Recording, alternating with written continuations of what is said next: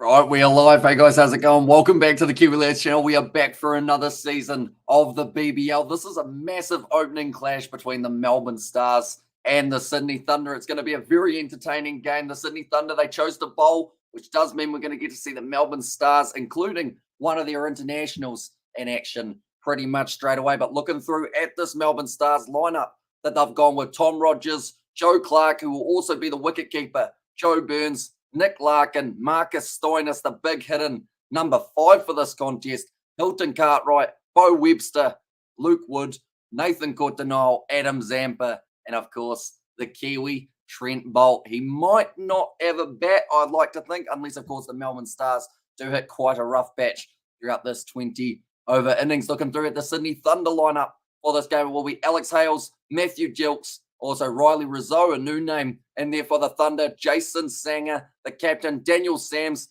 Alex Ross, the sweepologist, Oliver Davies, Chris Green, Gurinder Sandhu, also Fazalhak Faruqi, hopefully I've said that correctly, and then Brendan Duggett, the last man in the Thunder lineup. Now, straight away, you will notice not only because he's on international duty, but there's no Usman Khawaja, and there will not be for this season. He is actually going to be instead at, I believe, he's at the Brisbane Heat, if I'm not wrong. And also, hey, Hamish says, Blaze Devil there. Welcome in, mate. Hope you're doing well. Grant from South Africa once again. Hope you're doing even better. I guess it's the morning over there. Morning, Hamish says, Darren, welcome in. Hope you guys are all doing well. Hope you're all excited for this massive matchup of the BBL. I couldn't wait for this season to get started. And pretty much every single night at 9:15 p.m., we're going to be having a matchup on the channel that we will be covering. So if you are new, be sure to leave a like and subscribe. So pretty much this will be the first hurdle for both of these sides. Week 1 is action-packed. As you can see here, this is the first match. These are all in Australian times for these contests. We have got Thunder versus Stars tonight. Wednesday night will be Adelaide Strikers versus Sydney Sixers. Brisbane Heat versus Melbourne Renegades on the Thursday, where we will get to see not actually Chris Lynn in action. He will be playing for the Adelaide Strikers in that Wednesday contest. Melbourne Stars versus the Hurricanes. So quite a quick turnaround for both the Stars and the Thunder. And then the Scorchers, they have their first matchup on the Saturday, playing at Optus Stadium. And then the last game, Melbourne Renegades versus the Thunder. That will be the game taking place on Sunday night, New Zealand time. We have got their morning. Hamish says Darren and also Khawaja at Heat Correct, says Blaze Devils. So there's actually been a lot of changes throughout this BBL season. When you look at some of the teams, another player that the Sydney Thunder are missing, they are no longer going to have the man behind the stumps in the form of course, I've forgotten his name now, Sam Billings, that's the one, and shame to see no Big Show, but fascinating to see lovely Trent Bolt up the Mount Maunganui Bolt, says it was there from Elon. Yeah, it's going to be awesome to see one of the 3 Kiwis in the BBL in action tonight, the other 2, Colin de Gronholm and also Colin Munro. So Trent Bolt actually the old man out, having the first name Trent rather than Colin. And I want to see Chris Lynn versus the Heat because he got kicked out of the team by the Heat. So he will want revenge. He certainly will. We want to go absolutely smashing into it for their first game. They need Sydney to win, Dan Sams to get a wicket and Hales to get a 4, score 10 or more, says Aiden. And there I see you're still sticking with that gambling, so we won't even bring it up anymore. And also I heart the BBL, says Elon in there. But do let me know your score predictions for this contest, ladies and gentlemen. It's going to be an exciting contest. Like I mentioned, these two sides pretty well matched for the first matchup of the competition. 58% chance that the Sydney Thunder get themselves the victory. The Melbourne Stars only actually 42% likely to win it. Not happy. There is no option for a draw on the polling vote. I always go for the draw, says Stephen. Unfortunately, though, if it was going down to the draw, I believe they go to the super over, which is why it is no longer the option. Melbourne Stars, I'm guessing 130 runs, says Aiden, and my iPad goes off when the game starts because my mum wants, she wants me to watch the full game, says Blaze. And Trent Bolt is ridiculously good at running. His times up Mount Maunganui are better than most New Zealand Sevens players, says Elon. And yeah, with the ball in hand, I think he's going to be a new kind of challenge in the BBL. We always see the international players coming in. He's got a pretty good in-swinging Yorker for a left-hander, and I cannot wait to see what he does in this matchup, whether or not they decide that he's an opening bowler. Looking through at the Stars lineup, I'd say it's probably going to be him and Nathan Courtenay, unless they go with a spin option, which they could. Maybe we see Adam Zampa get to open the bowling. He is captain after all, could bowl himself nice and early. Bo Webster also pretty handy with a bit of spin. Then you got Stoinis for the right arm mediums, Hilton Cartwright for the right arm mediums, and Luke Wood, a little bit of an unknown. He is a left arm medium fast bowler. And yeah, the Super Over says Blaze. And if there's anything that we've learned already about the Kiwis, they're not the biggest fans of Super Overs. Let's looking at it from the international point of view. So hopefully, I'd love to see the first game go to a Super Over. I feel like it would just prove how close this competition is. But like mentioned, Glenn Maxwell not going to be playing, unfortunately, due to a birthday party that he went to. Game of Twister got a little bit out of hand. He got his knee twisted and his leg twisted, and now will be out for a majority of the season, I believe, unfortunately. But it just means that the Melbourne Stars, the momentum that they were trying to build last year, they had some good games, they had some not so good games. I believe there was one game they got bowled out for about 61, another game where they managed to get 275. So it's a bit of a mixed bag for the Melbourne Stars. You never know what you're going to get. And I hope that this game is one that we see them go around that maybe 170. So I think that's about par for the Sydney Thunder on the surface. Looking through at the next games, though, for both of these sides after this contest, the Thunder, like we mentioned earlier on, they're pretty much back into it. Straight away on the Friday, they'll be taking on the Adelaide Strikers. Then the Renegades on Sunday. Tuesday, they've got their next game, and then they've actually got a week off, which is quite nice. They'll get to spend some time with family over Christmas, and then they're straight back in action on the 27th of December. Looking through at the Stars, they're going to be straight into action up against the Hurricanes on the Friday. Then 2 days later, they've got their week early, so they've kind of got Christmas around that stage. 23rd, they play the Scorchers, then they play the Sixers, and then they play the Scorchers again. So they actually play the Scorchers within pretty much two games in 6 days up against the same side, which will be interesting to see how both of those encounters go. My apologies, I didn't realize we are watching cricket tonight and not rugby, says Stephen there. And he got hammered at a party. Good man, no run, says Elon. And of course, no run himself, Mr. Marnus Labuschagne. Currently going to be tearing it up for Australia in the upcoming series up against the South Africans, but he will be rejoining the Brisbane Heat after the test window. Could be quite a handy player alongside Usman Khawaja. Adelaide Strikers, they'll gain Travis Head, Alex Carey, quite a few big name players, and even Steve Smith, who has still got his alliance to the Sydney Sixers. But currently we are probably sitting around, say, 8 minutes away from the start of this contest. Like I mentioned, the Sydney Thunder, they won the toss, decided that they will be having a bowl, which does mean the Melbourne Stars, the openers, for them it is going to be Tom Rogers, Joe Clark opening, then Joe Burns at number 3, Nick Larkin at 4, Stoinis at 5, and Cartwright at 6. I feel like that's where a lot of the power for these sides is going to come from, that middle order, to see who can push it the hardest. Although for the Thunder, with Alex Hales in the opening partnership, I think that's going to be very dangerous for them in it. And he could win if they've got Marnie Boy, says Elon. The only slight issue with Marnus Labuschagne in T20 is sometimes he isn't really able to accelerate an innings the way that he does in a test match. The reason I say that is because last year, after being in test match mode for the Ashes, he came back and was only really going at 1 run a ball or so. Once he gets his timing, he can be extremely dangerous, Marnus Labuschagne. It's just until that point, does score just a tad slow for the T20 format, but to score him massively in test match cricket. Look at that first game up against the Windies, getting the double 100, then getting the century, and then getting another century in the next game up against the West Indies. It was absolutely phenomenal to watch. And I know Marnus Labuschagne, he loves scoring runs, loves being at the crease, and the BBL is another opportunity to be able to do just that. But like I mentioned, the Thunder, it's going to be an interesting season for them. They've lost Khawaja, they've lost Sam Billings, they've also lost, I believe, one of their bowlers, but they're still a very capable side with the ball in hand. Like I mentioned earlier on, they've still got Sandhu, Chris Green, another option there. Then you've got Daniel Sams, who's going to be batting from 5 for this matchup. And of course, you can also have your X-Factor players making their way into their side. So pretty much anyone who doesn't know the X-Factor rule is after 10 overs, you're able to then pretty much switcheroo a player. Anyone who you feel is not playing too well, you can take them out of there. If you've got a swing bowler and the ball's not doing nothing, normally that's where they get taken out. We actually saw that a little bit for the Brisbane Heat a couple of years ago when Xavier Bartlett was bowling. He'd get one over, and then after that, they pretty much get rid of him. And now is there only 10 listening to this guy, brilliant young commentator with passion, thinks on the fly, are you going to get picked up by a big outfit, I'm certain. Says Elon, do appreciate that a lot, mate. Yeah, it's always hard to tell how a competition is going to go from the very first game in terms of viewers, in terms of anything along those lines. But like I mentioned, whether there's one person watching or 100 people watching, we're covering the BBL on the channel, and we're going to have a fun time while doing it, which is why left arm medium bowler is a Fazil Haq Faruqi.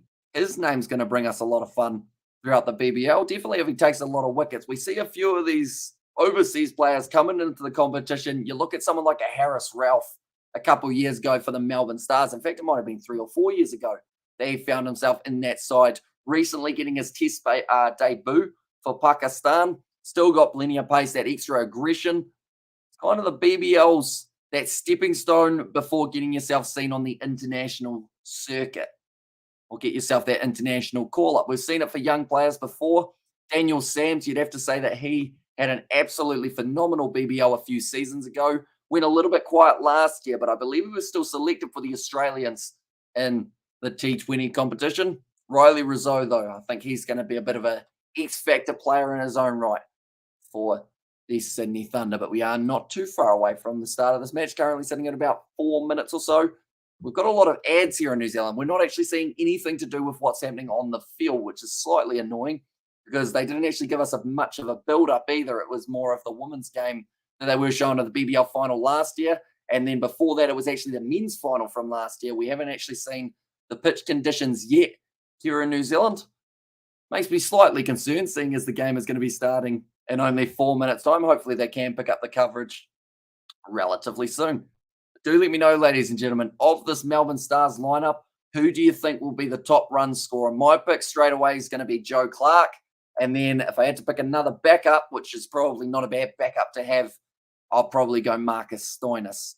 Whereas wicket takers for the Thunder, I think Daniel Sams is kind of sticking out a little bit alongside Sandhu. I think those two are going to have great success. Chris Green, maybe with a bit of spin, could be effective. It just depends on what the surface and Manuka Oval does end up doing, which, of course, like I mentioned, we haven't actually seen yet here in New Zealand. They're keeping it a secret so that when it does happen, makes us very excited, which I hope is the case. We have already got a spammer on the BBL. That is the first one, and probably the first of many that we're going to experience throughout the BBL season. But as you can see, those betting odds, 58% in favour of the Sydney Thunder. Straight away, I believe as soon as Maxwell was unavailable for the Stars, that number dropped massively for the Stars and went massively in favour of the Thunder. Even though they don't have Khawaja and Billings in their side, still without Maxwell, man known as the Big Show, an X-factor player in the field and in the captaincy side of things.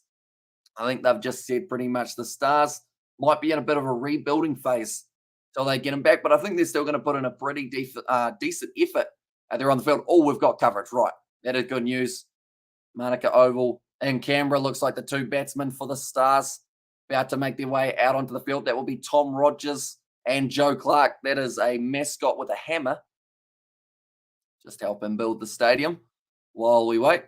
Joe Clark making his way out there. He actually had a pretty good season last year once he found his form. Joe Burns, on the other hand, though, he's a bit more of a 50-50 player, or at least he can be. But now the two sides making their way out onto the park. The Stars wanting to set a good total here will then be on the cards for the Thunder to try and chase down. And last year, I believe there was more success in chasing than there was in setting. Although the Perth Scorchers, they proved the defending champs, when you can get runs on the board, take quick wickets, really helps you out. It looks like Sanger, he must have the microphone on today.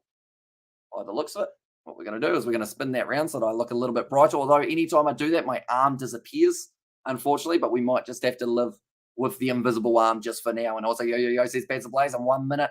Says Blaze Devil. They are just doing the signatures of the shirts of the children.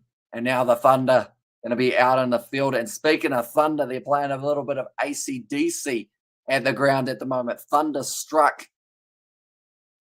High five from Chris Green. That hat's way too big for that girl, but she'll be able to adjust it at the back. I actually got 2 BBL caps last year, the Stars and the Hobart Hurricanes. The problem with the Melbourne Stars cap, though, is, as you can tell by my arm, anything that's slightly green does become see-through, and that was even worse with a cap that was completely green. Speaking of green, Cam Green. he going to open the bowling or do they decide to hold off him? And that's a drinking game, says Bads Ablaze. But Joe Clark now, the Englishman. Some crouching, getting ready to go for his BBL innings. This is going to be a big opportunity for him. And also Tom Rogers at the top of the order. Now, anytime I hear the name Tom Rogers, I always think of that Hobart Hurricanes bowler. But this is not the same Tom Rogers. Oh, where's the scoreboard gone? One more. We'll go like this. And we will go like that. There we go. Sorted.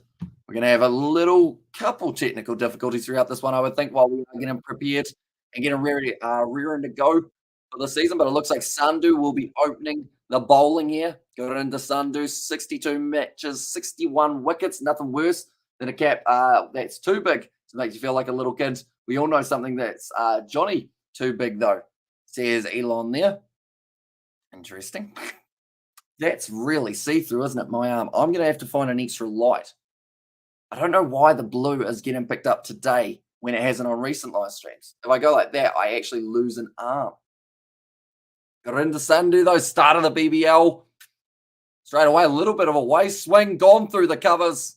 And that'll be 4 runs to start us off for BBL12. Nice shot from Clark. Managed to get the cover drive away. What we're also going to do, one moment, we're going to go like this, we're going to go like this, like that, like that, like that, and that, and then we're going to go like that. Oops, that was the wrong button. Go like that. There we go. We'll make it a little bit bigger just because it wasn't the hugest for you guys to be able to see. Yes, the Thunder's R is cut off, which is slightly unfortunate for them, but that's all right. All right, lads, how's it going? Sebastian, going very well. New competition starting. Going to be covering a majority of the games. They're running 2. They're nice work between the wickets there. And Joe Clark already off 2 deliveries. Moves up to 6 runs. And see through. There's some Harry Potter stuff. I'm tripping, says Elon. Yeah, blue might not have been the best choice of colour. Maybe might be able to get away with this. It's almost Christmas, isn't it? Don't ask why I have this. This is going to be really hot as well. Running in, got into Sandhu, a little bit of a waist swing. I can't find my arm. This is just for when I'm being Santa in my spare time, pretty much, I guess is the best way of describing it.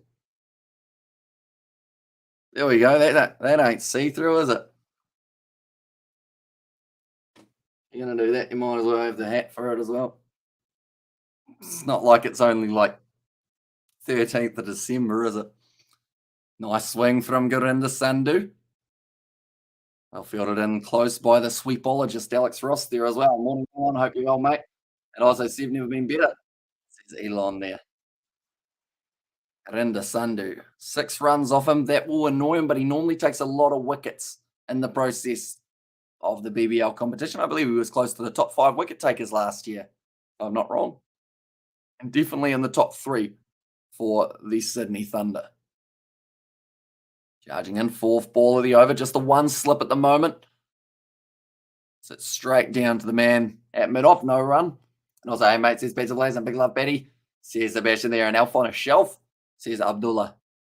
End of the chat there. And also, that Sanger is a hell of a player. I just get Wallabies jersey soon. Or should get Wallabies jersey soon. Says Elon there. I feel like one thing that I know about the BBL is we're going to have a lot of rugby references probably throughout this competition from the chat and also possibly from myself. There was an inside edge. Cameraman's a little bit wobbly because it's the first game. He thought it went out cover weight. It went to little leg side end of the over. 6 for none. Decent over to start us off here for Sandhu. It's the high five from Doggett, who I don't believe is going to be bowling the next over. I'm just thinking through. Nathan McAndrew. Not there in the side for this contest. I'm not sure whether or not he's signed with a different side in the BBL or whether he has stuck around with this side. Sandhu having a bit of trouble getting the jacket on. I know how that feels. Had it just a couple minutes ago. End of the over. Time to go to the fridge. Is that an occurrence every over, Elon, or just for the first over? Let me know. Do enjoy a good trip to the fridge myself every once in a while. Looks like it is going to be a Fuzzle who gets the next over. That's a lot easier to say than his full name. We'll call him Fuzzle from now on because that is what they've got on the bottom. It's going to be medium pace by the looks of it from the left armour. Yeah, decently pitched for a start. Going to be an inside edge going off to the leg side down to deep square leg. They do take the single. Rogers 1 off 1, so already going at a strike rate of 100.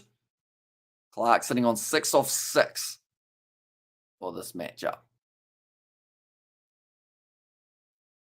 Okay, so they said that Faisal once again, another Afghanistan spinner. We're seeing some real talent coming out of there, including Rashid Khan, Muhammad Nabi, Zahir Khan. The list goes on of the players who we have all actually seen in the BBL over recent years. Faisal once again charging in. Got a similar kind of line that he runs into Trent Bolt, although he's a little bit short, almost cut onto the stumps, but it's going to be racing down another inside edge. We've actually seen more inside edges throughout this first stage of the match than any of the regular shots. And also Nottinghamshire's, I always say that wrong, don't I? Nottinghamshire's, there you go. Own Joe Clark. He's a Stars regular at this stage, playing against his Knots mate Alex Hales, says Sebastian. So if you had to guess, Sebastian, knowing that Clark's already got himself 10 runs on the board, do you think he gets more, or do you think Alex Hales gets more runs throughout this match? Jilks. It's going to be at, oh, that was close to the outside edge. Got a chess match line there from Fuzzle. Yeah, Jilk's going to be with the keeping gloves on. The Sydney Thunder, that is due to Sam Billings no longer being at the side. They're only allowed a certain number of international players, and we have seen a lot of players switch allegiances or alliances for this matchup. And also just for this whole competition, you look at Usman Khawaja's gone to the Brisbane Heat. I think Sam Billings has also actually gone to the Heat. Nicely down to third man, just taking the single again. And also I'm backing Hales along with Butler. They took down the Indian bowling attack with ease, says Sebastian there. Oh, Sebastian, I just realised I slept for about 16 hours, and I don't know who won the match between Pakistan and England. Should I Google it, or would you like the honours? Because I'm not sure that's the thing.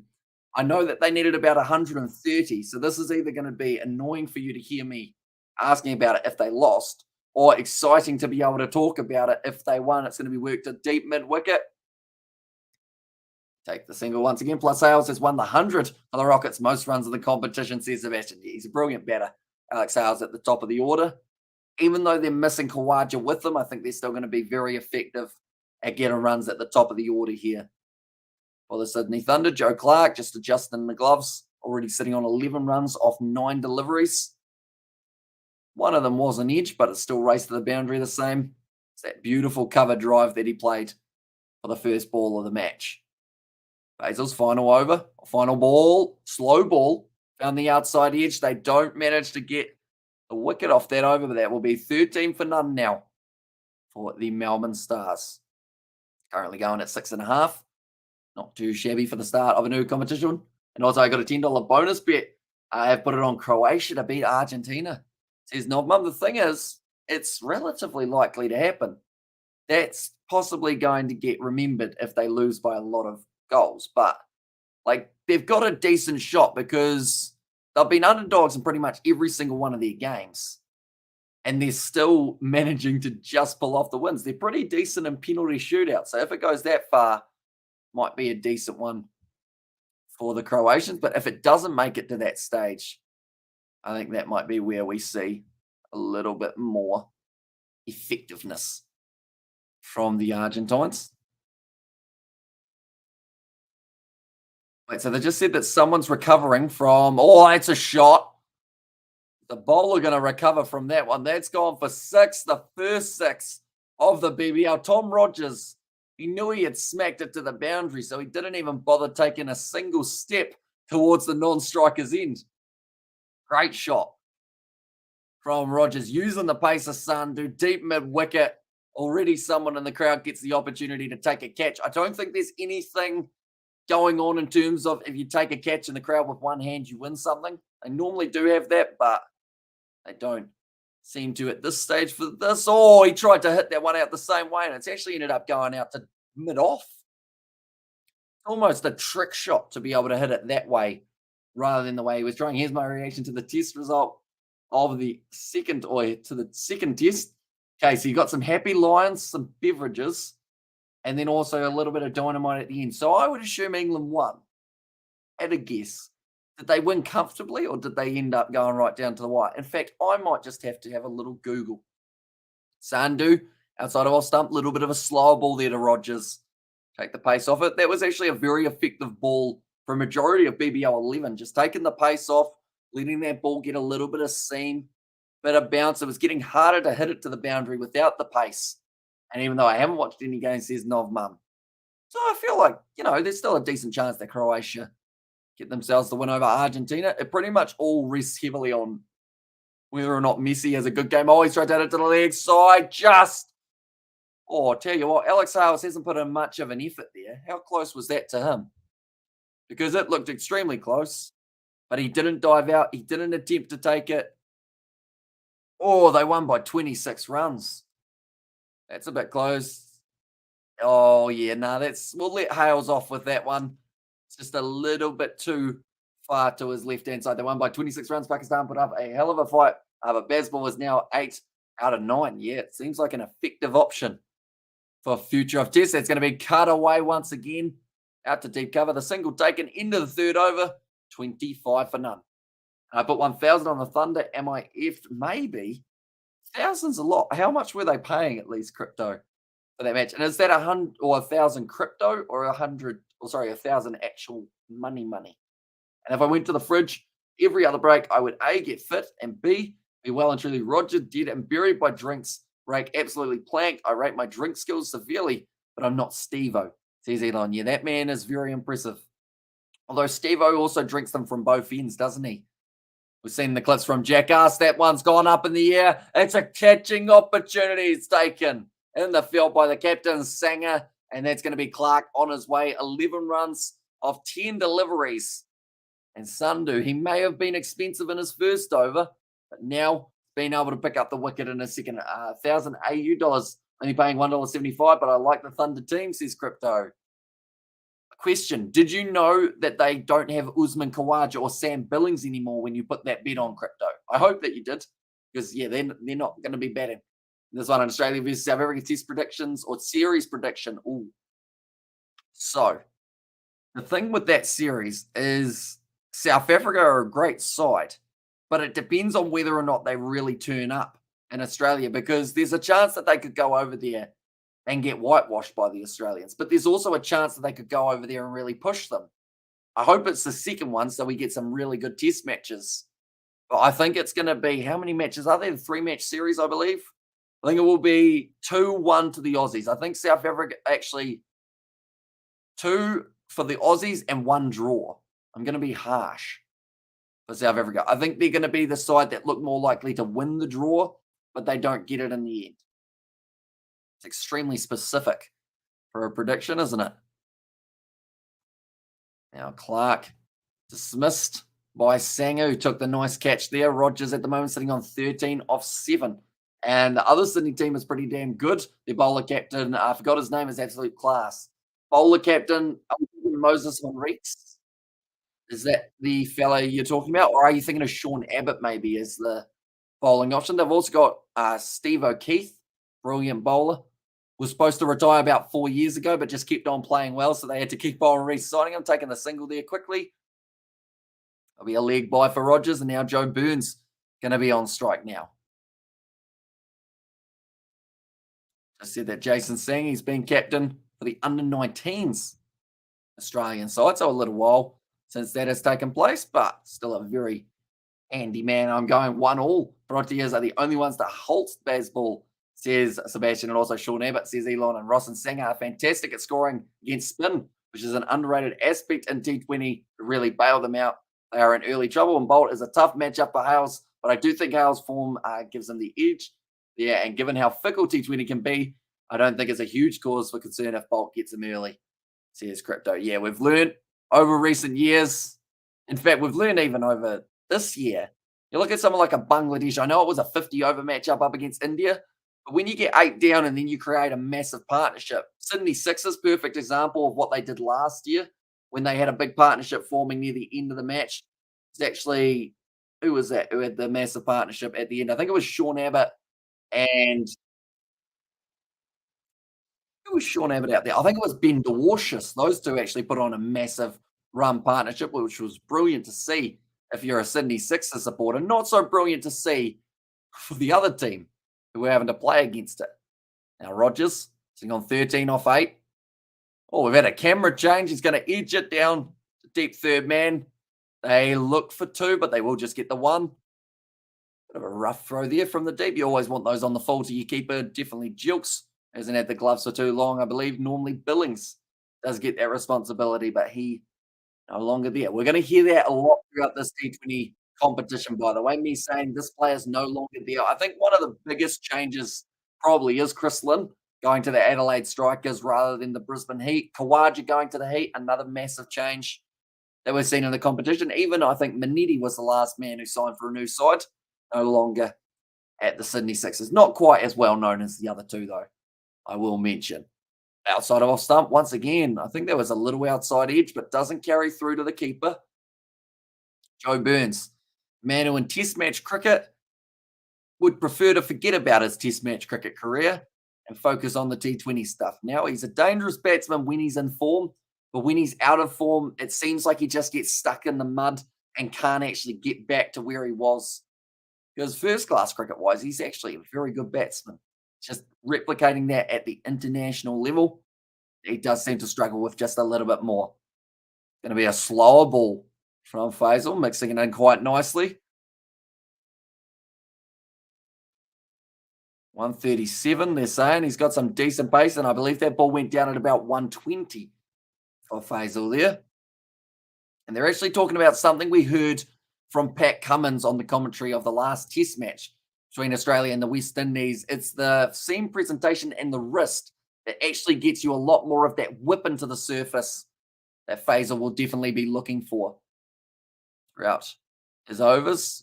Of course, you're allowed the power surge as well. I haven't even mentioned that yet. That is when after the 10 over mark, you're allowed to pick 2 overs that you are then allowed to absolutely go berserk in. But sometimes it backfires. We've seen sides with 2 set batsmen go into a power surge and then be about 3 or 4 down by the end of it. It's a risky game to play. I think a side that did it very well last year was the Hobart Hurricanes.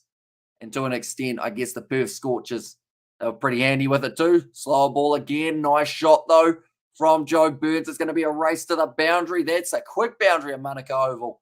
They'll race away. First boundary of Joe Burns' innings. The end of the power play, 31 for 1. So that is the end of the first 4 overs they can have. Another 2 later on after the 10 over mark. I'm in England at the moment, 8:32 a.m. Nice early morning start for yourself. In fact, I'm just trying to think of around the world. 9:15 p.m. New Zealand time, 7:15 p.m. Australian time, 8:30 in England, and somewhere around there in South Africa. I can't think of too many places that might be watching the cricket that this is actually a bad time zone for them. Pakistan, decent time over there. What's the time in India? What is the time in India?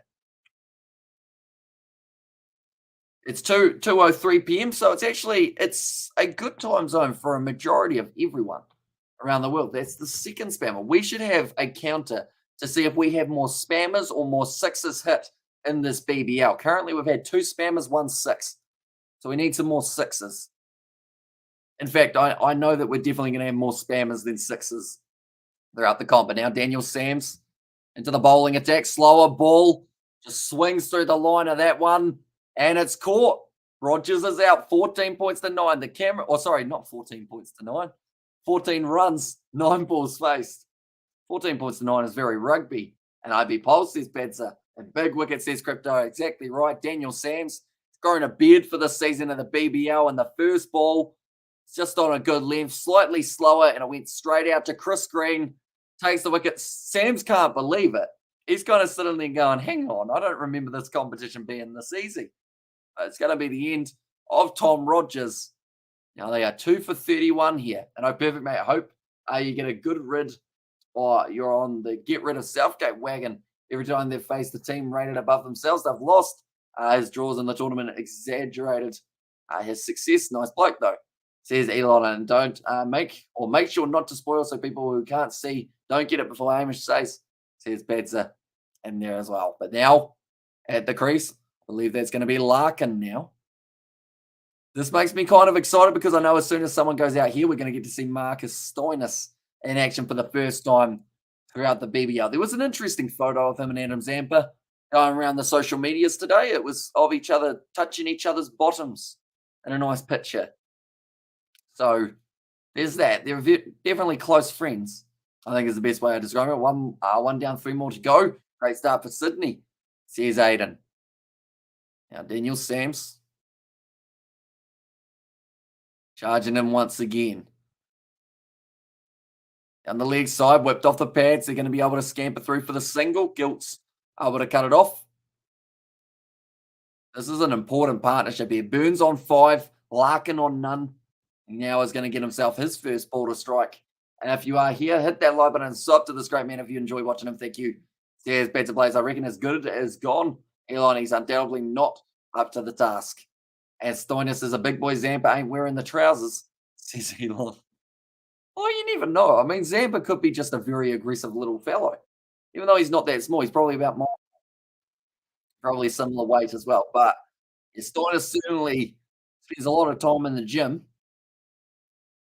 Hey, that man's got one of those old school 4-colored pens. I haven't seen one of those in years, probably since school. I'm going to get me one of those pens. Even though I only used to use the blue and the red, there's no real point in having green or black, but I could use them if I wanted to. That's going to be whipped to the leg side, down a deep fine leg. Just wait. So they just say Marcus Stoinis actually has COVID currently. He's got a blanket on. They're trying to keep him warm on the touchline, but he has currently got it, but he's still allowed to play due to the new regulations. They're just saying that maybe they'll give him a hot water bottle soon because, yeah, he's just going to be like, surely he's not going to be feeling up to the task. Small man syndrome only takes you so far, says Elon. But yeah, testing positive means you're still allowed to play. You just aren't allowed to sit near your team. It's pretty much just sit over there away from everyone. You're still allowed to play. Be interesting to know how it goes in the field. But yeah, like they're saying, he'll be fine sitting by himself. He'll just be chilling. And also the reason Stoinis and Zampa can't go to the amusement park is because Zampa won't be allowed on any of the rides. Says Sebastian, yeah, it's a shame when that happens, isn't it? I remember those days back when I had a growth spurt. This was when I was like 13 or so. I went on the Wiggles ride at one of the theme parks about 10 times, though. That was a lot of fun.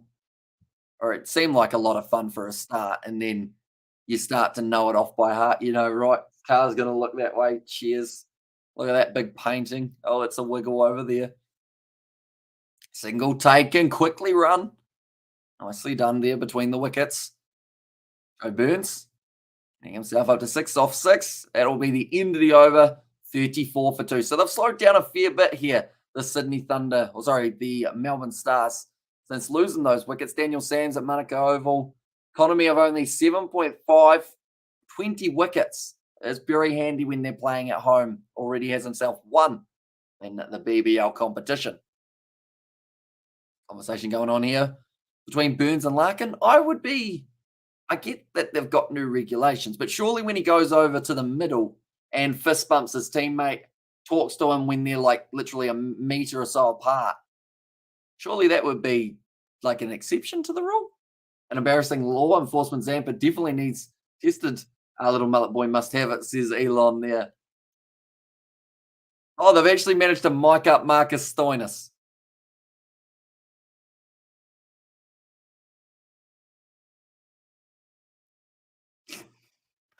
He's just having a chat on the commentary to Ricky Ponting. Also, the Stars to take extra precautions with Zampa and his mental health.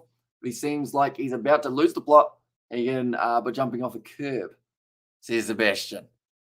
Is he going to get a lot of height jokes throughout this season? I'm trying to think of a shorter player. Oh, actually, there's a few. You could look at maybe like a Sam Harper. He's not a very big boy in the competition. Who else is a short player in the BBL? Ben Duckett. Is he even in the BBL this year? I don't think so.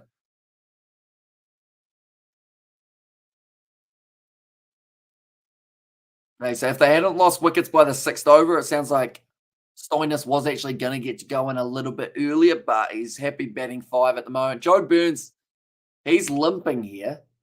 That's not good to have at the start of a season in the BBL. It looks like he's just trying to walk it off. If I had to guess, it looks like it's the left ankle. Maybe. Burns, Ben Duckett, Sam Curran. And there's Sebastian. Yeah, a couple more players. The tallest, what happens to Burns here?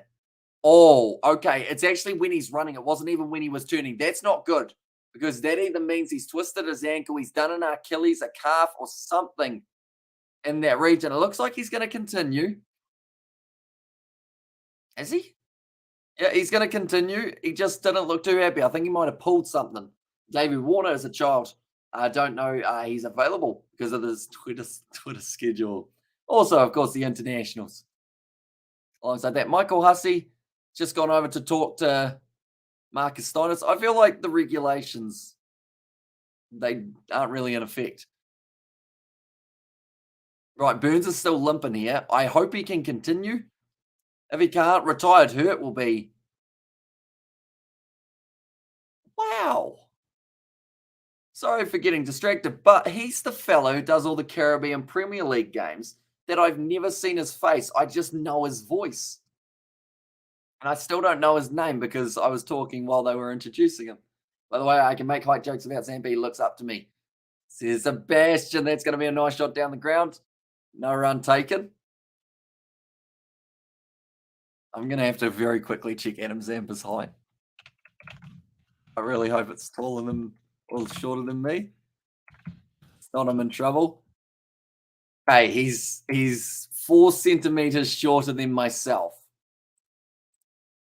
Good. That's all right then. And Bishop, maybe not sure. Nah, it is the West Indian commentator. Wait, no, that might be him. Hang on. We're going to have a look. Yeah, it is Ian Bishop. Sorry.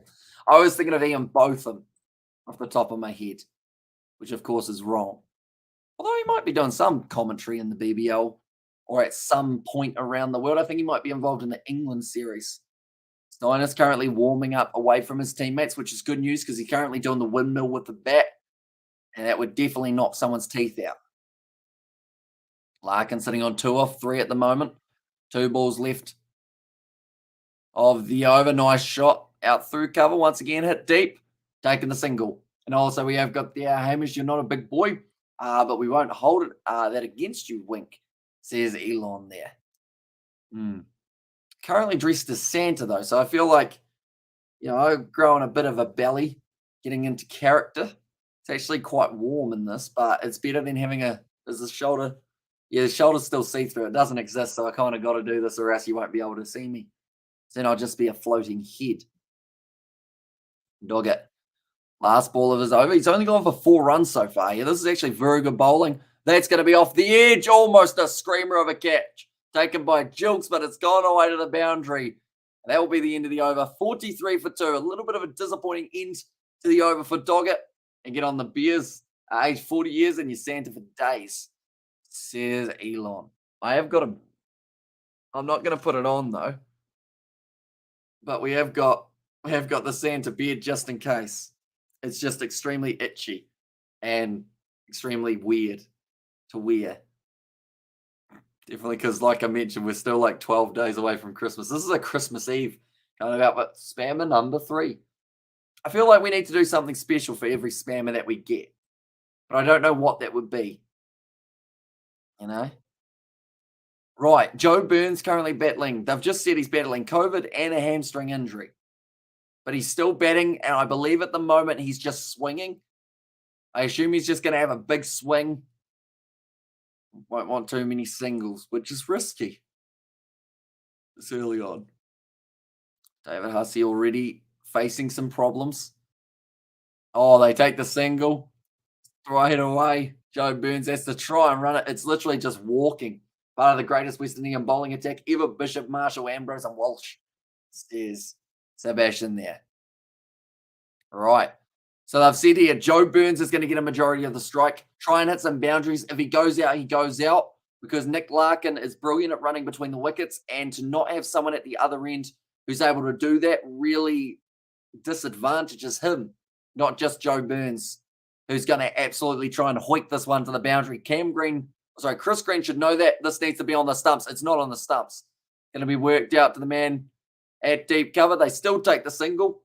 And also, I know go to their house, leave trailer loads of seaweed on the doorstep, step, knock, and say, deliver.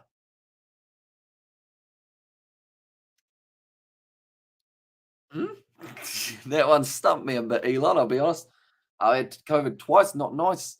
Says no mum. They mentioned about, I think it was Joe Burns before. They said that he has had it about 6 times, which is impressive for all the wrong reasons. He's back on strike. They're still taking singles here. Just very, I guess you could say, slow singles. Kind of like Chris Gale's singles between the wickets at the moment. They find themselves the Thunder. Oh, he's tried to hit it down the ground. He'll take the single. It's getting harder and harder for him to get through here. Imagine facing these lads or purposely aiming for your face. About 150 clicks. Yeah, it is quick. That is for sure. And then you look at someone like a Lance Morris or a Riley Meredith, who's just that little bit quicker. On top of that, who can get at about 152 or so. Like, that's scary speed to be having. It's the last thing you want to be facing out there in the middle. Oh, sweep shot attempt from Larkin. I thought he was going to get onto it, but it was just a little bit too far outside of off stump. Nice work from Chris Green there. Like they've said, when Joe Burns is on strike, he's been bowling quick. And then Larkin, when he's on strike, takes it a little bit off base, trying to glide it through. No run taken there. There's no way they're getting through for a single, but well bowled by Chris Green, who I keep on almost calling Cam. On 15 runs off 13 deliveries for Burns. 47 for 2 here for the Melbourne Stars off 7 overs. So it's become a lot more of a slower run rate here. Currently only 7.17.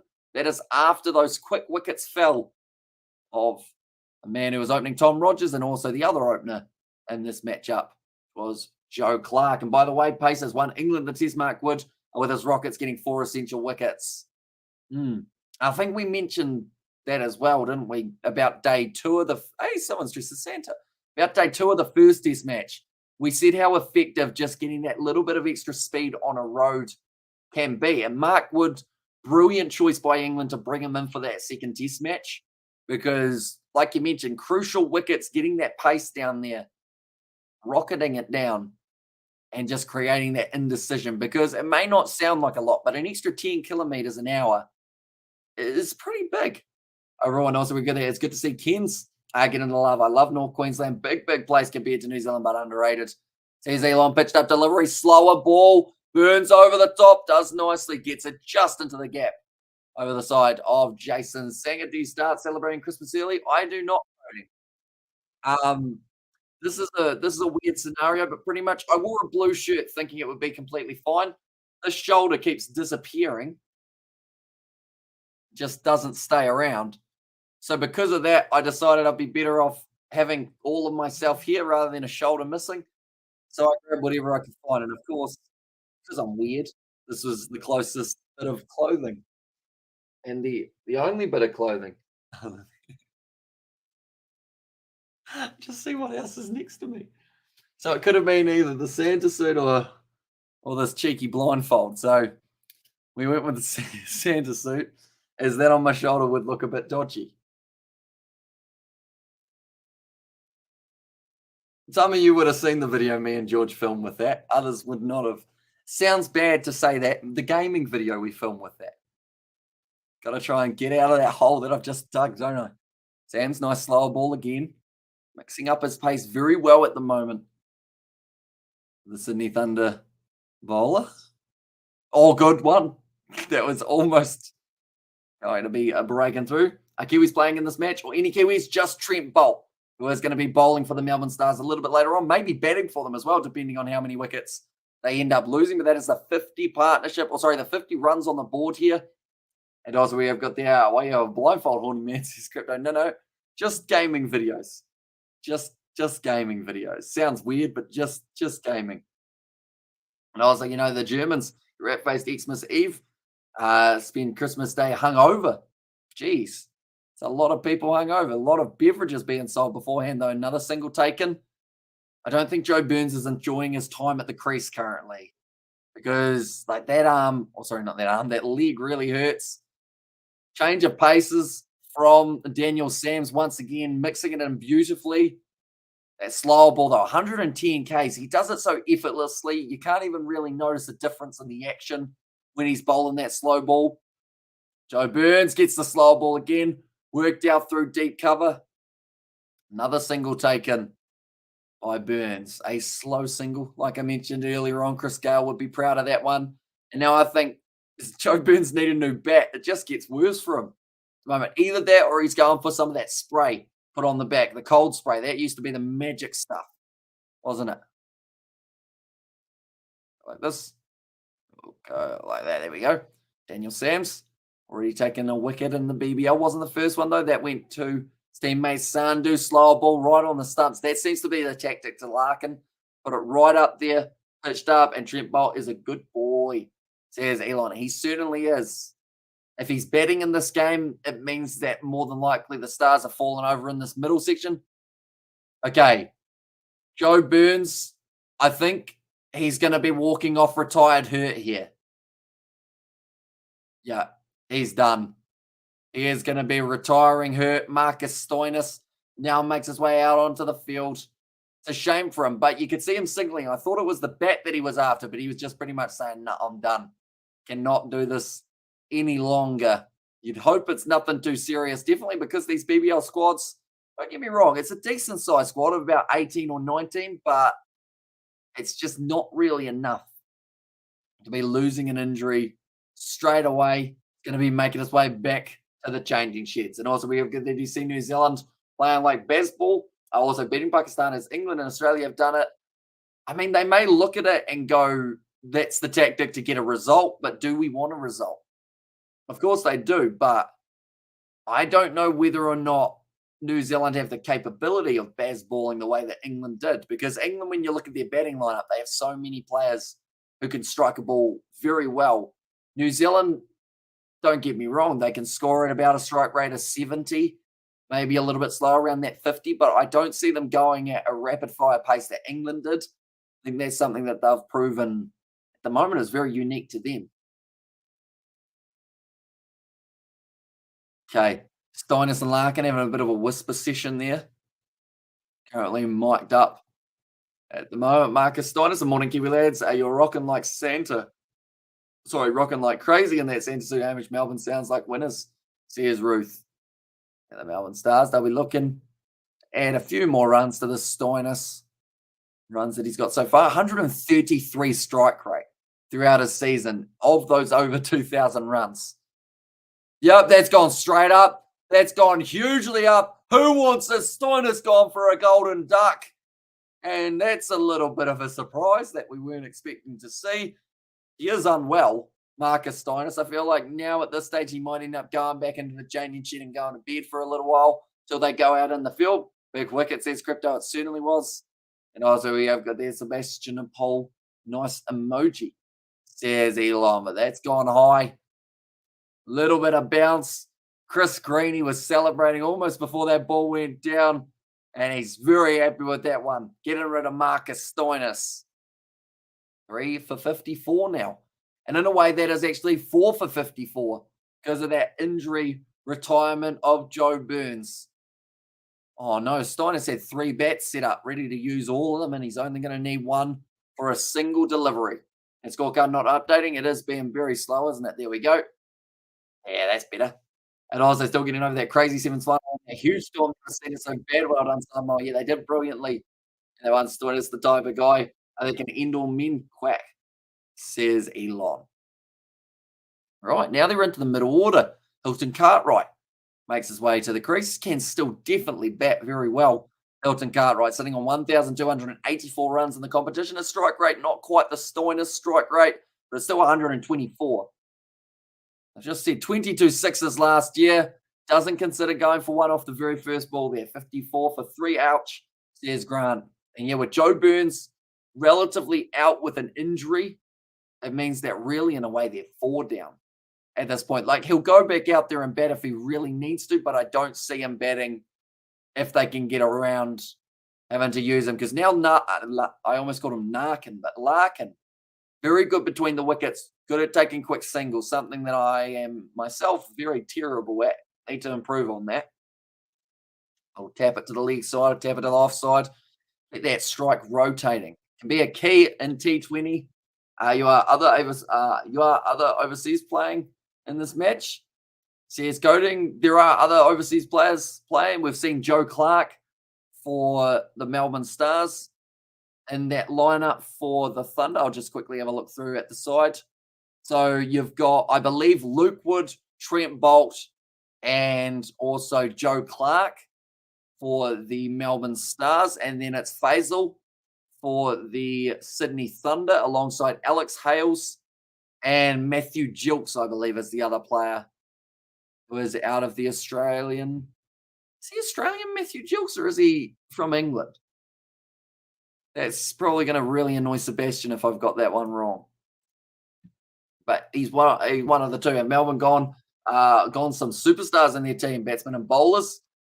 They're missing a couple. They don't have Glenn Maxwell this year at the moment. Any English or Indian players? There's Ruth, mainly English. I don't believe there's too many Indian players in the competition. That's a sweep shot and a half from Larkin. Out to the man at deep mid wicket. And Narkin must have got that tons at high school.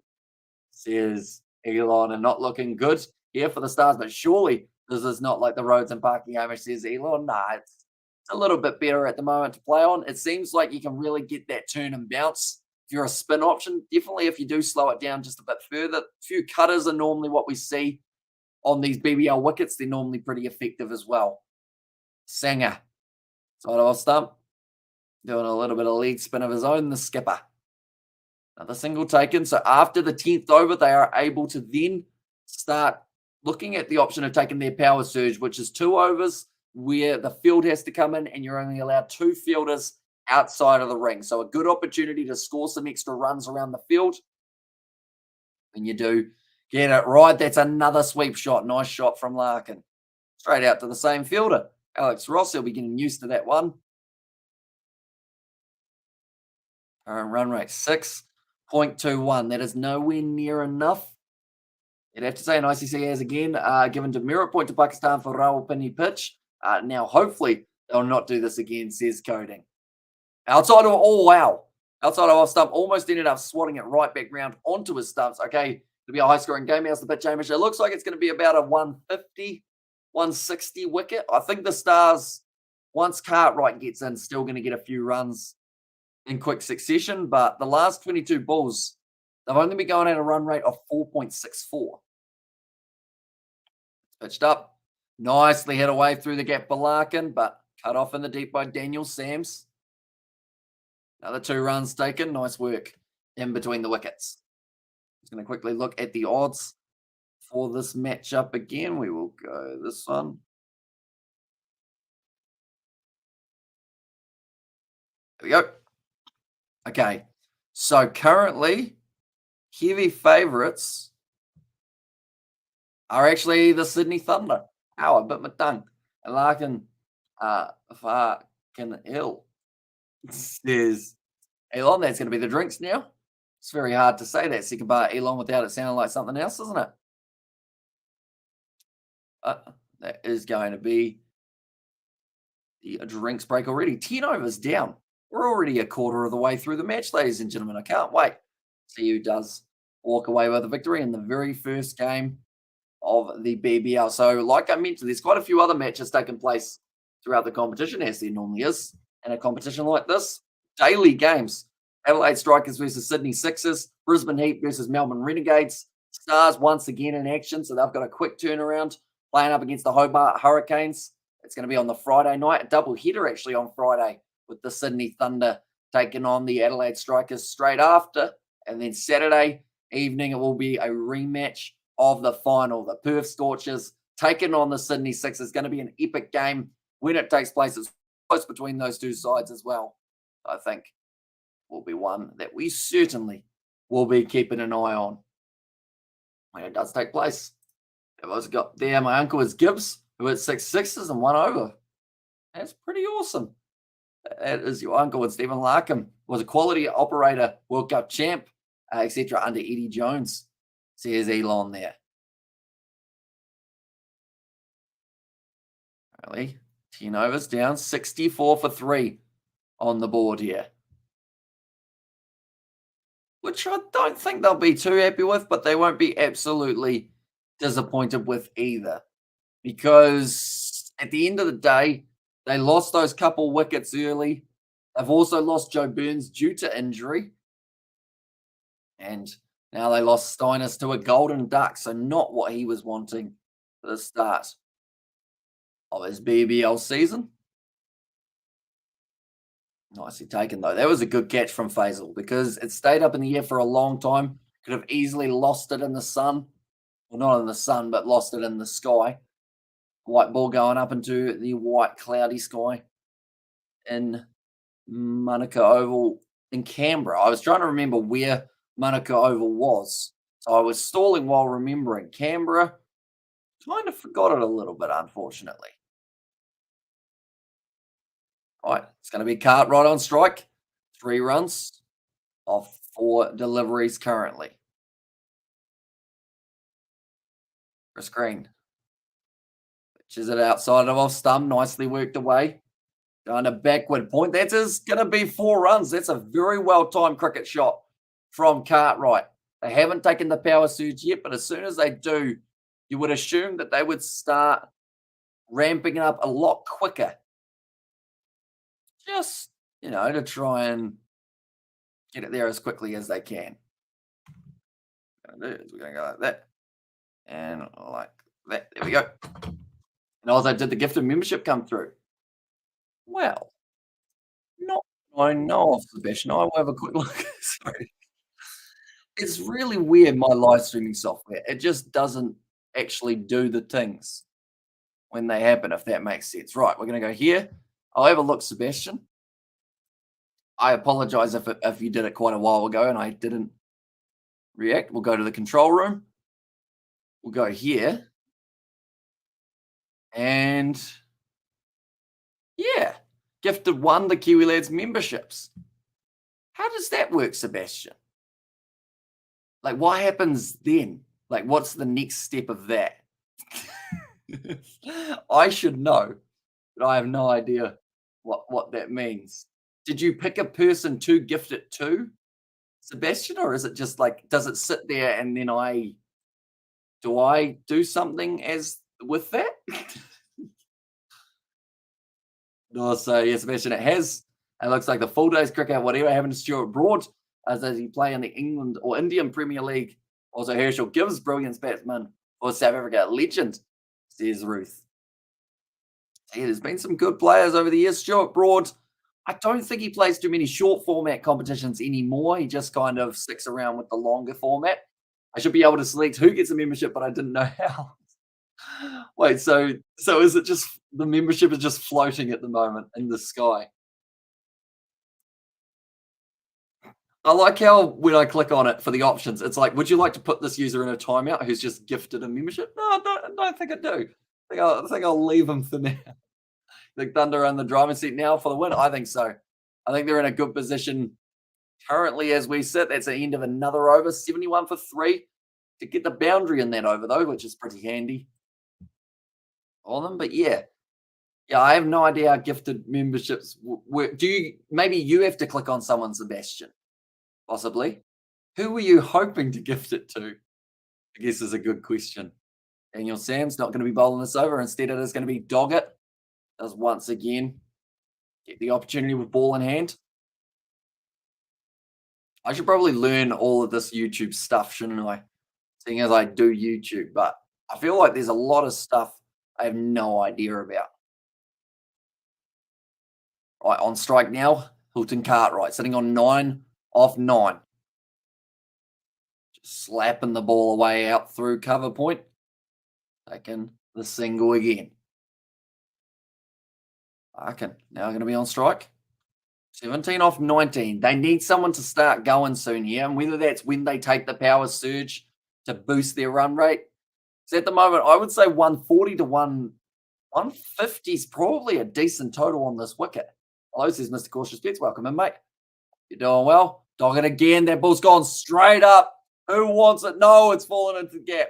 Alex Hales, we know that he's not the quickest man in the world. In fact, he's not even in the top probably 5 billion, but he tries his best, which is all you can ask. Alex Hales. Oh, okay. Joe Burns has been taken to hospital, so he will not be taking part in any fielding.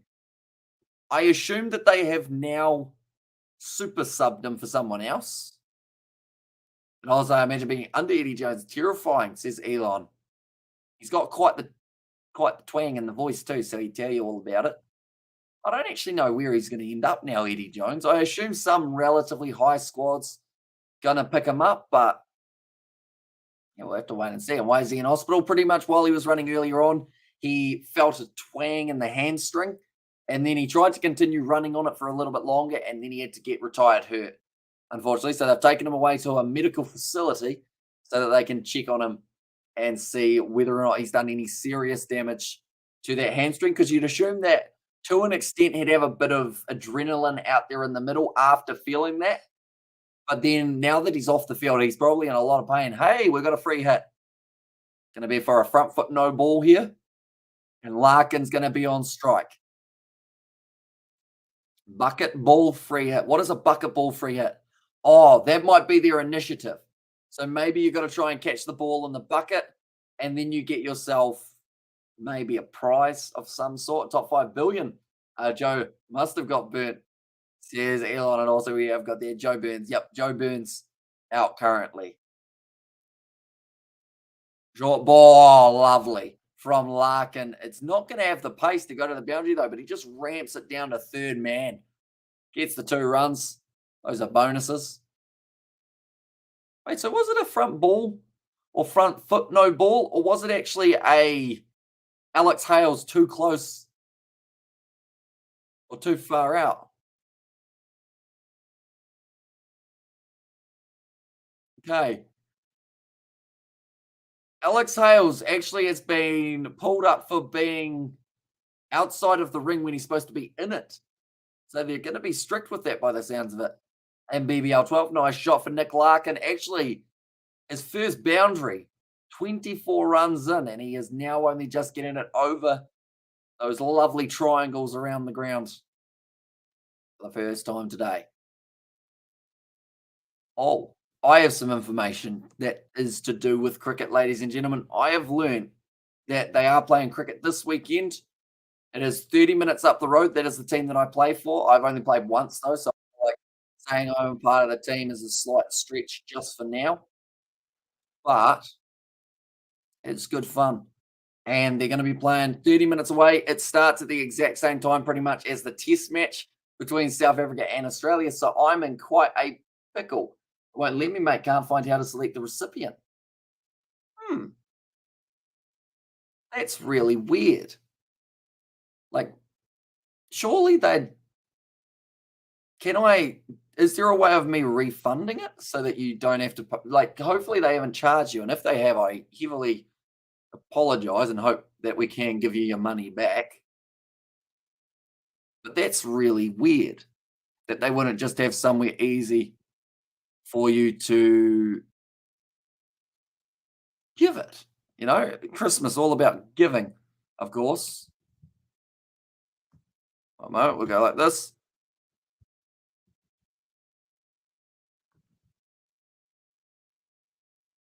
Go like this. Dunzo. Right. It's going to be the power surge now. Is there ever a time to go for a few expansive shots for Hilton Cartwright? It is right at this very moment. Don't refund it, mate. It's yours anyways.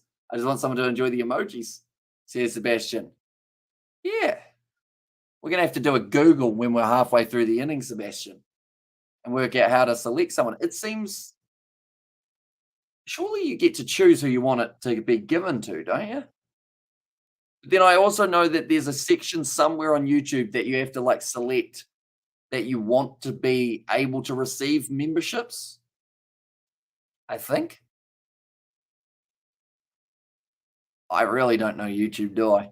You wouldn't think I've done this for like, I don't even know how long, a year and a half, 2 years, maybe three. No, not 2 years yet, about 2.5 years.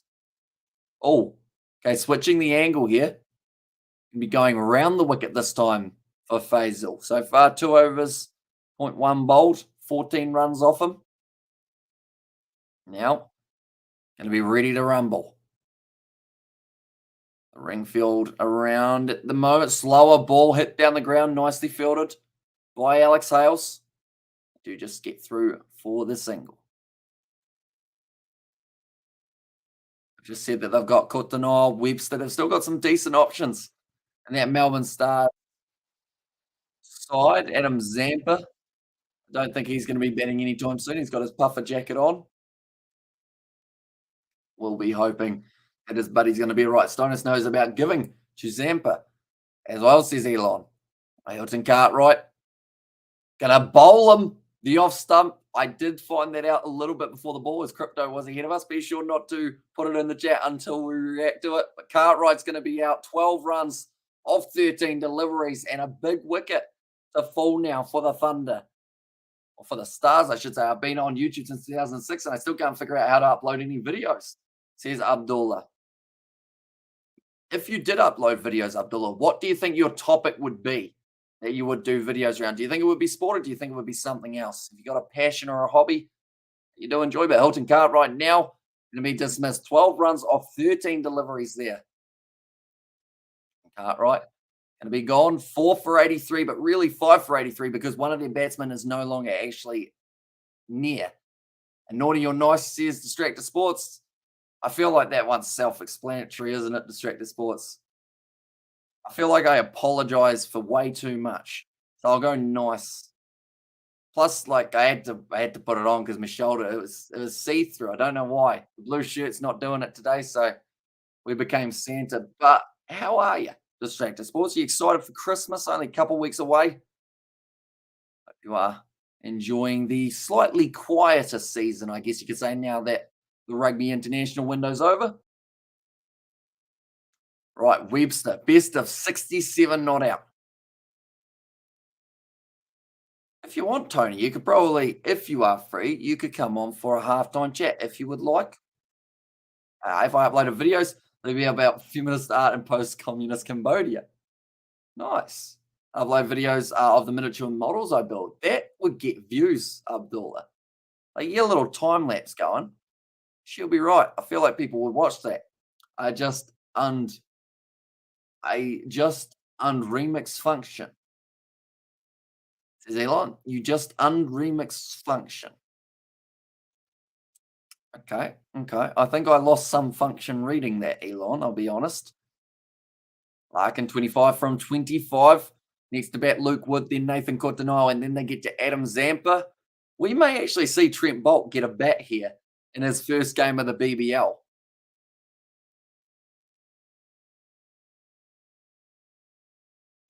Shorter ball, wide outside. Oh, it's another wicket, and now there's a very high probability that we'll see Trent Boult at the crease. Another wicket down, starting to fall apart. Says Crypto there. You're still just a tad early. Crypto, be sure to wait just that little bit longer. And hey, Tony, you and Mark, they were really good. Get this boy Hamish involved. He's a talented, says Elon. I did win an award the other day, Elon. It was Gaz's favorite YouTuber. I feel like that is quite the accomplishment to get. As Gaza, he's a rugby lover and apparently quite a fan of the Kiwi Lads. I will go on, but I've been to the dentist today and the old kisser is a bit sore, says the Street Results. I was hoping you were going to say your mouth was numb. Because then if we had you on, you'd be like, oh, I don't even want to do an impersonation of what you feel like. It may seem offensive, but yeah, hopefully it's not too bad for you in the near future. The dentist is always a sucky one, isn't it? I was told once that I should probably consider braces. I can't work out why. be honest. And Bolt can hit a six. The Canterbury Kings no. Oh, that was a hurtful one right at the end of the game, wasn't it? Trent Bolt goes out there, smackaroo, gives it an almighty heave. Right, Luke Wood, left-handed batter. The dentist is still straight. It's got to be done though, doesn't it? Just one of those necessary evils. Do you like chewing food? Got to go to the dentist. Basil. It's already got 2 wickets. Oh, that's a good ball. Underneath the batter. Wood. That will be the end of the 13th over. Now, I mentioned it going into this, that sometimes a power surge can be useful for a side, and other times it can be very costly. This is one of those times that it can be extremely costly. Tony the Kisser is still fine for a few bivvies, mate, I hope. There's Elon there. Another thanks, Elon. Amish as Gaz's spirit animal. Yeah. There are so many video ideas that could come from that. If I'm ever up in Auckland, which I do hope to be at some stage in the relatively near future, I don't know whether pulling a prank on Gaz is the way to go, but we could do something along those lines maybe. Have me deliver some pizza or something and see if he recognises me from the Kiwi lads. Anyone who is new, be sure to leave a like and subscribe. We're going to be covering a majority of the BBL competition. They are on at 9:15 p.m. pretty much every single night of the week. And we will be covering a lot of these games on the channel. So if you are new, be sure to leave a like and subscribe. Okay, Jason Sang has now hurt his hamstring. He was doing a celebration. Oh, no, it's actually Farouk, sorry. He's done the celebration of kicking himself almost in the head. It's a very skilled individual if that was the case. Taking a single again. Nice running between the wickets. Currently 13.2 overs down. Current run rate of 6.38. It's a little bit slow for the Melbourne Stars. In fact, it's a lot slower than what we would expect. And Luke Wood, a Lancashire lad. Ah, okay. So it's Luke Wood, Joe Clark, and Trent Bolt must be the 3 internationals then, if I'm not wrong there. And watch this like it's mine. It's going from 14 to, says distracted. Oh, was that an edge? No, it's going to fall short anyway. And Tony, seriously, the way you guys balance each other out works so well. Awesome stuff, man. I like Hamish. Got the balls to put yourself out there. Respect to Mark 2 cents, Tony Kisser. And I feel like Tony Kisser, in a weird way, is like a very complimentary nickname, isn't it? So at the moment, I don't think you could put Hamish Kisser, could you? Unfortunately, Santa's lonely. Needs his Mrs. Claus. Mark Wood. No, not Mark. His name not Mark. He's still English, but he's not Mark. Luke is the first name. Going to be another single taken. So this power surge has been not really great. And I think the Stars are missing Maxwell. Yeah, but that man, he had bigger commitments. You know, that Twister game at that kid's birthday party, it had to be won. And he had to sacrifice the body for that. BBL, nah. Twister, yeah. Got to win it. I'm not sure whether or not he's going to be back within the next month or so either. And left arm seamer, good for all formats. He's also recently earned his England call-up into the ODI squad, says Sebastian. So a handy bowler, by the sounds of it. And seam in a T20 can be very handy. We've seen someone like a Chris Jordan, another Englishman. Oh, a nice short ball from Daniel Sam. And also, maybe we come to Auckland, we could do an episode of Hamish Looks for Love. That would be an extremely embarrassing series, but maybe we could do it. I feel like that's going to be tough to do, though, isn't it? Because how do you even plan for a series like that or an episode like that? Like, do you go out at night? Do you go to a park? Do you go to like a Subway? I don't know why that came to mind. It's probably because they're doing the 12 days of Christmas for Subway. I once, on about the 5th day of December, got myself 2 footlongs and a drink, or 2 drinks for the same price as one. There's so much green. Good thing this isn't rugby, says Nov Mum there. Sam's currently 1 for 11 off 3 overs. His economy is very good at this ground. The wickets have been falling. That was the power surge. It wasn't very effective in plenty of good places. Dakin can always end up at Sky City if it goes downhill. Yeah, we'll just get on the pokies, play some black. You enjoy a bit of gambling, Tony? We actually, when we were going bowling, we actually went into the little room where they have all the slots and everything. And I learned that you wouldn't think it out of me, George, and Isaac, but I knew the most about that room when it came to how the betting machines worked. Jesus, the subway, if speaking of subway, the South Island is a weird place. You know, you could.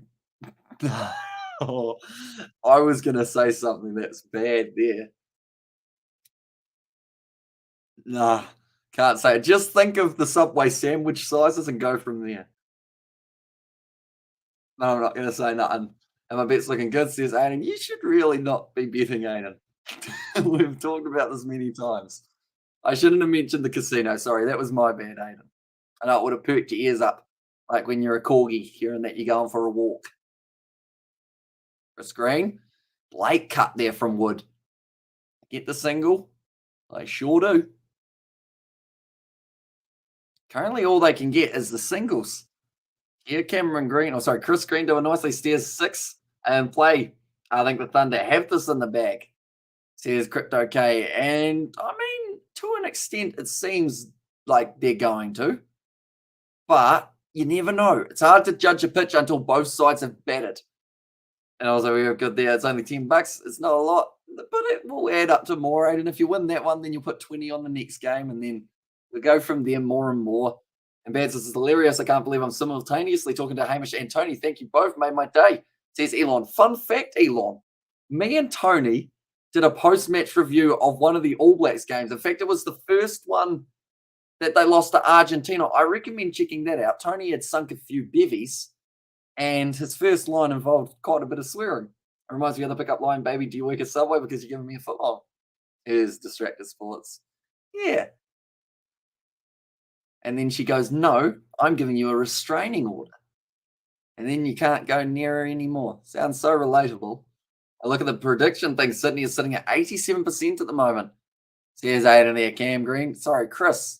His name's Chris, not Cam. We've been doing too much test match cricket. And when Cam Green returns and he plays for one side in the Scorchers versus Thunder game, that's going to be the game where I just call everyone by their last name. Like they've said, if they get to 10 and over here, it's 140. You'll have no sauce because I'm already saucy, says Elon. I normally do have relatively close to no sauce from Subway. I only get a line of sweet chili, just enough to give it a bit of spice, but not a huge amount, you know? I used to be a lot fussier, though. I used to go to Subway and get ham, cheese, and lettuce. That was my sub. Oh, the times were so simple. Back there, which Subway do you go to? Depends on whereabouts I am. You know, the one that we got the 2-for-1 deal was actually the one out Washdike Way, past Timaru. We've been to Timaru Subway before, the one into town, the one on the main street. Subway in Oamaru, that goes all right. Next to the Indian place, I believe. But also, passing by that, you go to KFC and McDonald's on the way home. Ooh, gotta get to all the different places, don't you? I'm in a fun cricketing mood tonight. As you guys can probably tell, I was quite sleep deprived over the weekend. Oh, they're interviewing Glenn Maxwell here.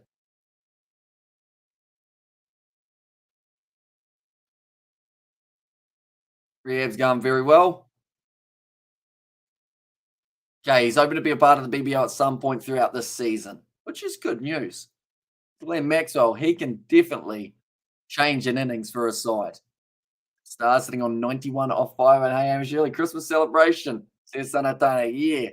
Although tomorrow we won't have this on as well. I will mention just have the regular jersey or just a shirt that isn't see-through on the side. I don't know why today is the day that it's done it, but yeah. I'll just be chilling as Santa. I haven't got my belt on though.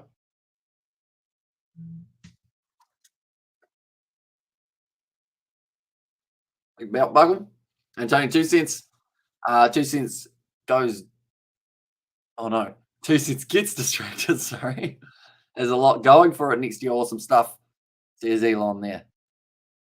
Actually, Maxwell saying he's getting a little bit of strength back into the leg, getting off the crutches in the next couple weeks.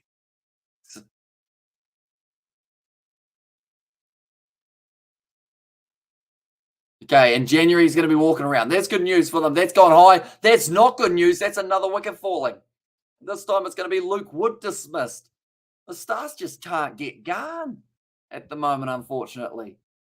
The celebration again, you got to kick yourself in the head. I wish I could do that. I could probably knee myself in the head if I really tried to, which I'm not going to. But it's a good catch over his shoulder there. Another wicket falling. I'm just going to have a quick look at the betting odds now.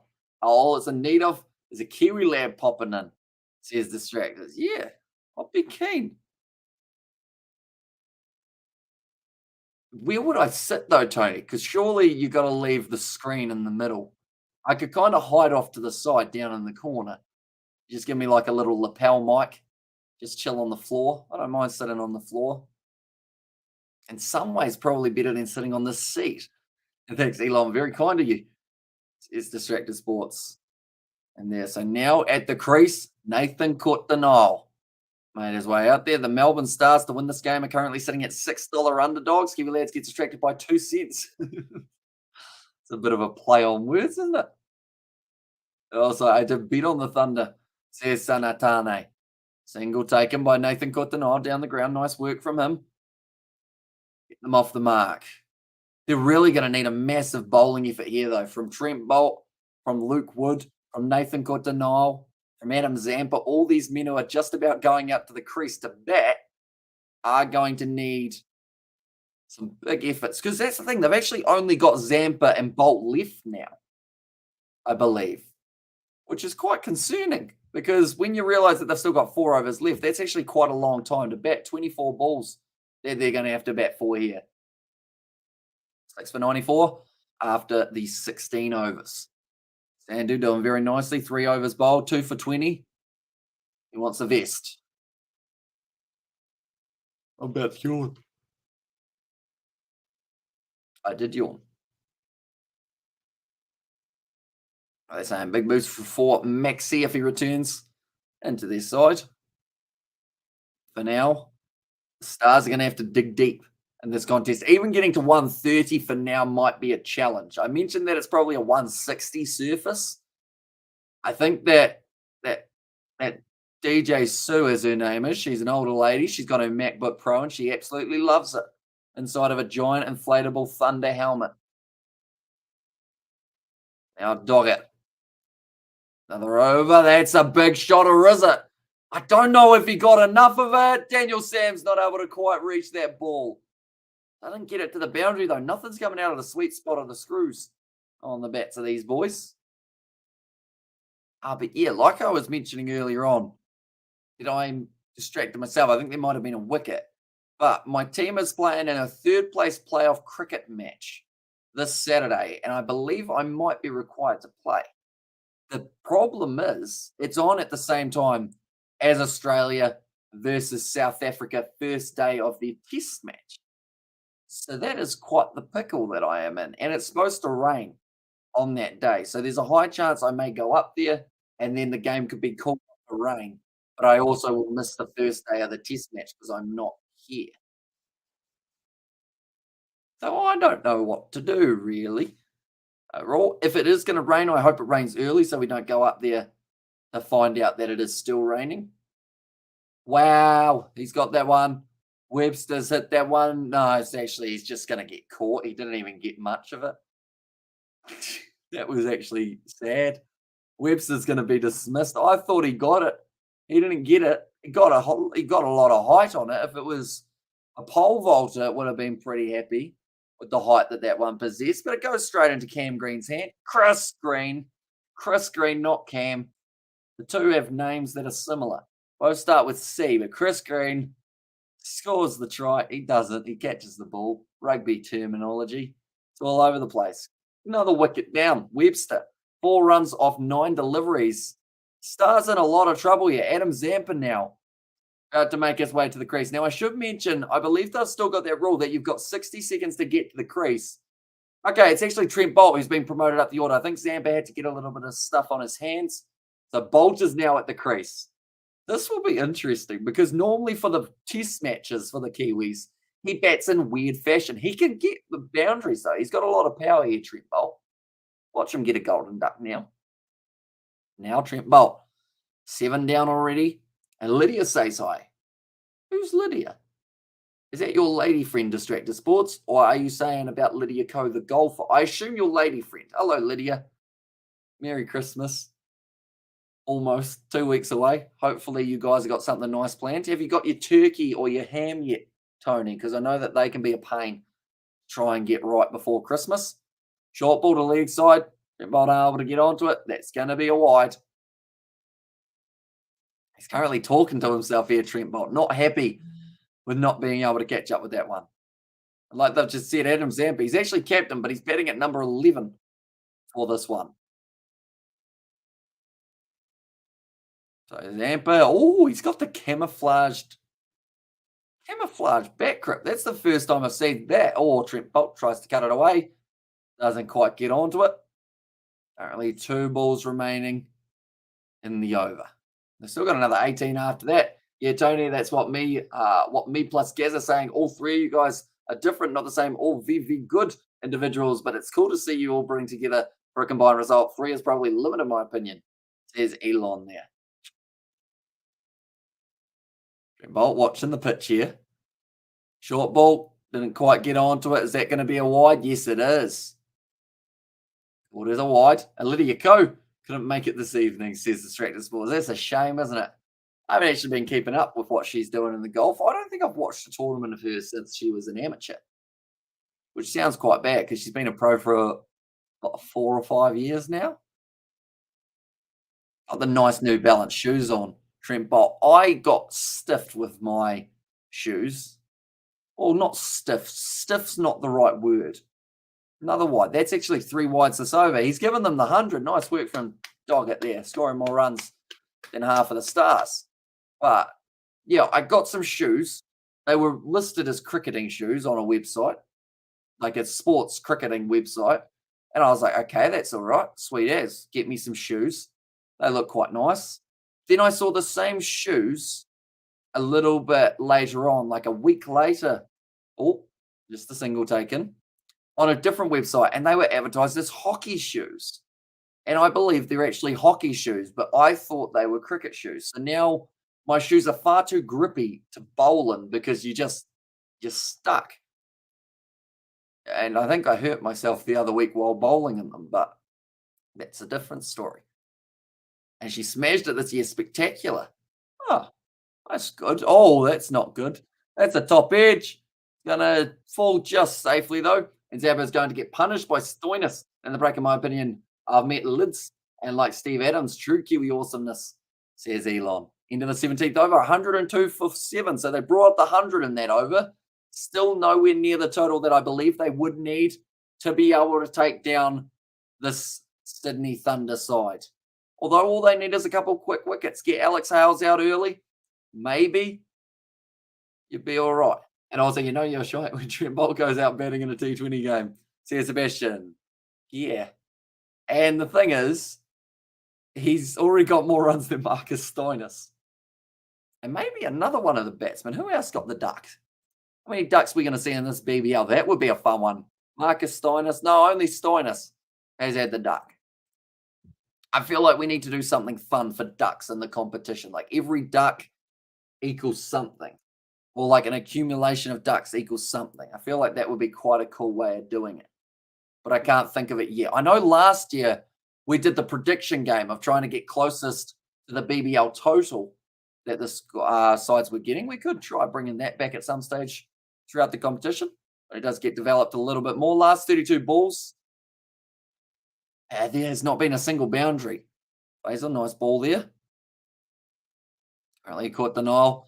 Sitting on 5 off 5. They've only got Adam Zampa left in the bowling attack here. That's not good. That is not ideal. No. He's going to smack it. Going to give it an almighty heave. Big time smackage. Oh, it's a Yorker. No, you can't smack that. He's just going to get the single down the ground.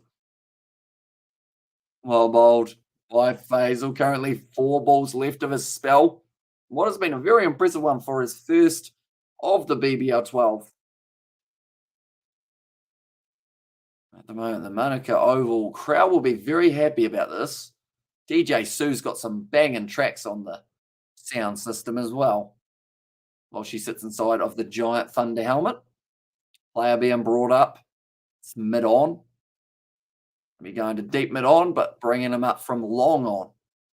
Can Joe Burns be replaced by a colleague under concussion protocols or something like that? He actually sadly can't, which is a bit of a shame because I believe if he was a player who hadn't batted yet, he might have been able to get replaced. But because he is a player who's in that starting lineup and had already batted, I don't think he could. Or Trent Bolt hits it out to Hales, just goes short. And I was wondering how many runs does Sean Abbott score? That could become Bolt's job. Lots of space in the MCG, says Elon. That is true. He's a very handy player, Trent Bolt, with a bat in hand. And I think the best word to describe it is unpredictable. You can set a field as if a normal batsman's going to throw a shot at you. And then Trent Bolt just does the weirdest stuff with his feet. He'll go off in random directions just to try and throw you off a little bit. And yeah, it's an effective tool, as we might see here. Trent Bolt. Oh, slower ball. Nicely done by Faisal. Really mixed it up. You hear a little bit of talking from Trent Bolt. I'd love to have him mic'd up while he's batting. They probably didn't expect to have him batting, though, so they probably didn't bother. But he would be an interesting one to listen to because you hear him over stump mic, using all sorts of random sayings and whatnot. Currently 17.4 overs down. 104 runs on the board here for the Melbourne Stars. 7 wickets down. Evan is bad again. Caught denial. They need one. I'm going to say it. They need 140, but they'd accept 130 at this point, or 135, just to keep the chances of this one going down to the wire alive. Don't know if it's possible, though. It's at current point in time. I'm going to have a quick look at the odds. I've been to Subway and Oamaru, Timaru, Sydney Airport, and Hillary's Boat Harbour, Perth. Which one was the best Kiwi game? Would you say Oamaru was decent, or would you go with somewhere else? Basil. 1 ball left of his spell. Well, still on strike. 2 runs off 4 deliveries here. And also, I've read somewhere that it might take a bit longer for YouTube to process the gifted membership. You'll be able to pick the recipient. I'll just have to wait. Yeah. That seems like a long time to wait, though. Definitely if, because it was a good, 30 minutes ago, wasn't it? So you would hate it to be when someone was just about to leave and you're about to be like, hey, by the way, before you go, I'm going to give you this membership.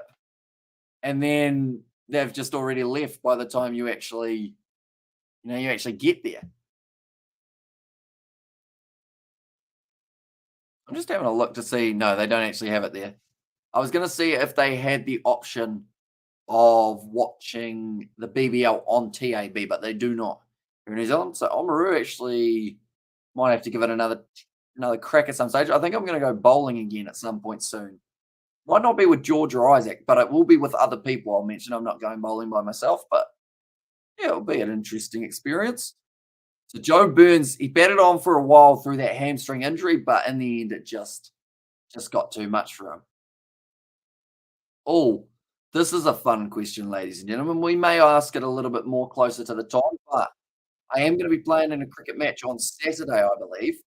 How many runs do we think I will be able to get? Remembering I've played 1 game in 10 years.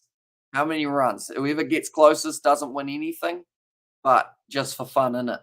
Kylian and Mbappe are now always and forever will be better than Messi and Ronaldo. Come at me, football fans taking piss, but Frog has history books in his hands. The guy easily retires as GOAT, says Elon. Well, he's already still, he's still very young, which is the big benefit for him.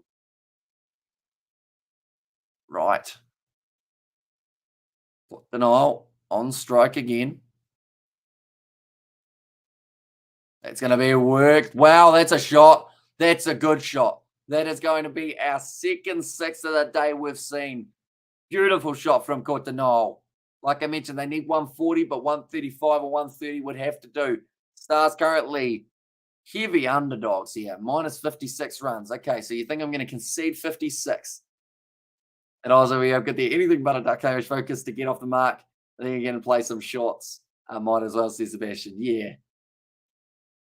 I think I get to, like, the longer I'm at the crease, the more I get in my own head of going, like, right, you've faced 3 balls, you haven't scored a run, now you're supposed to smash it.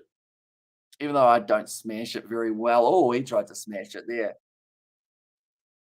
I'd take anything but a duck, to be fair. You know, double figures is always good, but that's a wee way away from when you start, isn't it? Maybe a wicket. Wicket would be nice. I'm trying to bowl leg spin at the moment, but the problem is the weather's been that bad that I haven't been able to actually practice it. So I'll probably bowl either full tosses and double bounces. But every once in a while, I get a good ball. So that's the one that we're looking for. Daniel Sams, big Yorker, or in fact, it was almost closer to a full toss, put away to the leg side, pushing hard here between the wickets. I'll get themselves the 1. Or sorry, get themselves the 2. I would just try smash it, says Beds Ablaze. It's only a fun game at the end of the day, says Beds Ablaze. Although it is a playoff match, winner of it gets 3rd in the comp, loser of it finishes in 4th. And it's actually against a high school team. So like I'm older. I got to try and show these young fellows how to do it. That's gone high from Courtenay. Chance for the catch, and it's taken in the deep by Doggett. That is now the equivalent of 9 down for the Melbourne Stars. Not ideal.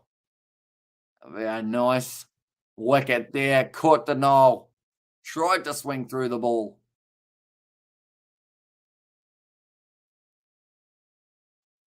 Good take. Good take was what I was trying to say. Okay, maybe don't do what I said, says Fedza. So I'm saying the history books are in his control. It gives Mbappe control of the history at the age of 23, says Elon. I think the big thing for Kylian Mbappe is, unlike when Ronaldo and Messi were going, there's currently, who would you say is the other guy in this scenario? Like maybe Haaland? Would you say he's the next big guy? Also, Hamish has plethora of bowling variations. Pace off, cutters, reverse swing, even some spin, says Sebastian. Yeah, we'll try a bit of that. That's the thing. It's kind of handy in a way because if the spin's going rubbish, I can do medium pace. And my medium pace, to an extent, is probably actually better than the spin. But it's more of the case of the spin is something that probably will get more people out because at this age level or this like kind of competition level, being 3rd grade, it means that not many people can actually play spin. It's going to be now the final over. It's like Sandu going to be bowling the final over here. The Stars sitting on 116 at this current point in time. A little bit slow is the comment from Sanger. The cutters are sticking a little bit more, which is good in a way for the Stars if they do bowl a lot of cutters in their next little while.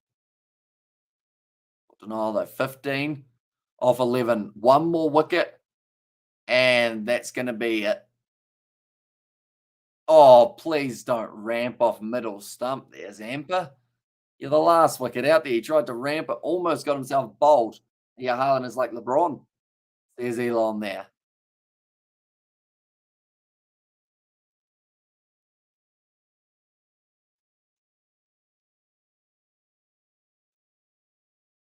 Just talking to Sang about his haircut and what Santa got in his bag, a piece of sandpaper. We'll see some reverse swing, ladies and gents. That's gone high from Zampa. That wasn't the shot. That's going to be caught. Surely taken. Yes. No. Hales has dropped it. Can that man do anything worse in the field today? I think he just blamed the light. Smart move. Like I said, a sitter for an international player. Sandu will be disappointed as it was just in and out of Hales. Not good. Oh, no. I think they blamed the lights. Good Yorker. They managed to get the 2 runs.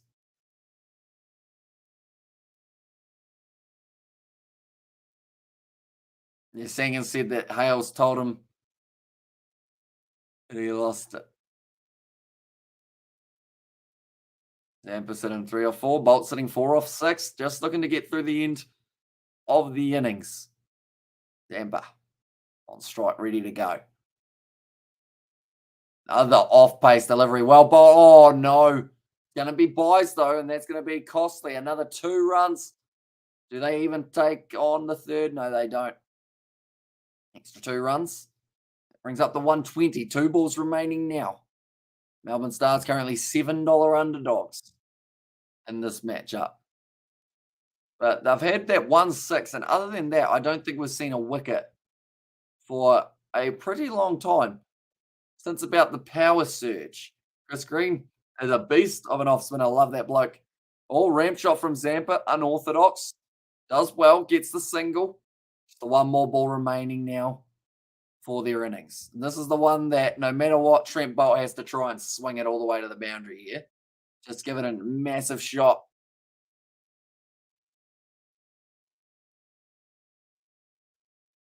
Oh. Okay, the inside is a Yorker here. The bowler. Okay, now he said no, he's not. Slower ball outside of off stump. They're going to take on the single. They do get the bye. 121 on the board now for the Melbourne Stars. Or in fact, sorry, 122. I don't see it being enough.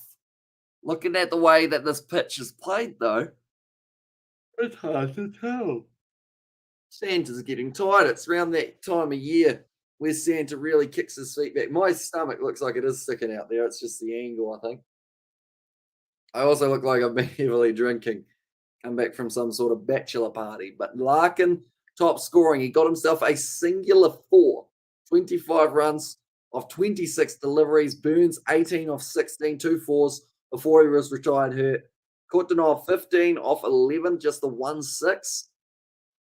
I want to say we probably only saw about 5 boundaries in that first innings. 1, 2, 3, 4, 5, 6, 7, 8. My apologies, we saw 8, which is still not a lot. The Sydney Thunder currently a 91% chance of winning this contest. Interesting. Second innings might be quite short, ladies and gentlemen. The net run rate is something that both of these sides will have in the back of their minds. The Thunder, they'll be pretty happy if they do chase it down within about 15 overs.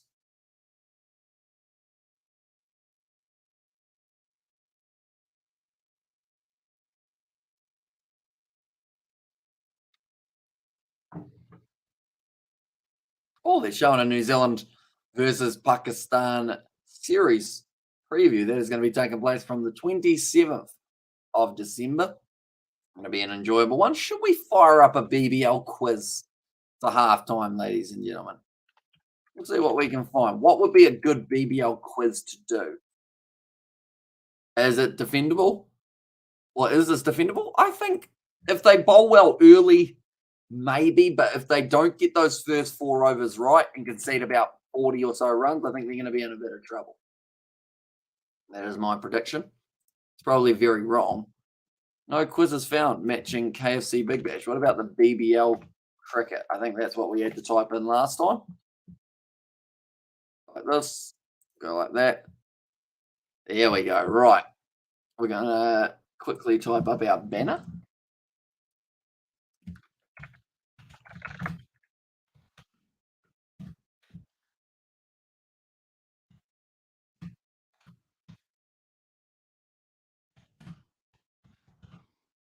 Go. And if we get that and we put that there, then we can go like this.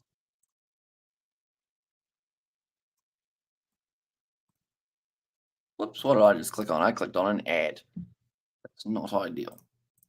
Go like this, that, and that, and that. And we'll go like this. Zoom it in a little bit further. Put that there, ladies and gentlemen. I will shrink myself. Okay. Quizzes. Every Big Bash winning 11. That would be very, very difficult. All-time leading run scorers in the BBL. That sounds like our kind of quiz. Oh, it was updated in 2017. That's not so fun. We'll try it though, to be fair. It's a little bit older.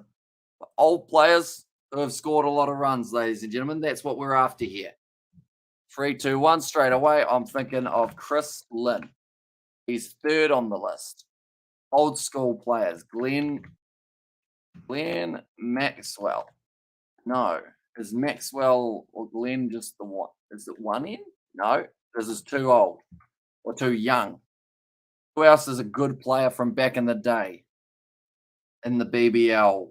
Openers. Alex Hales? No, Hales is too new. Who's been there the whole time in the BBL? I am not looking it up, by the way, ladies and gentlemen. I am just looking at the TAB odds. I can swear on that. But, oh, what about Dan Christian? No. What about,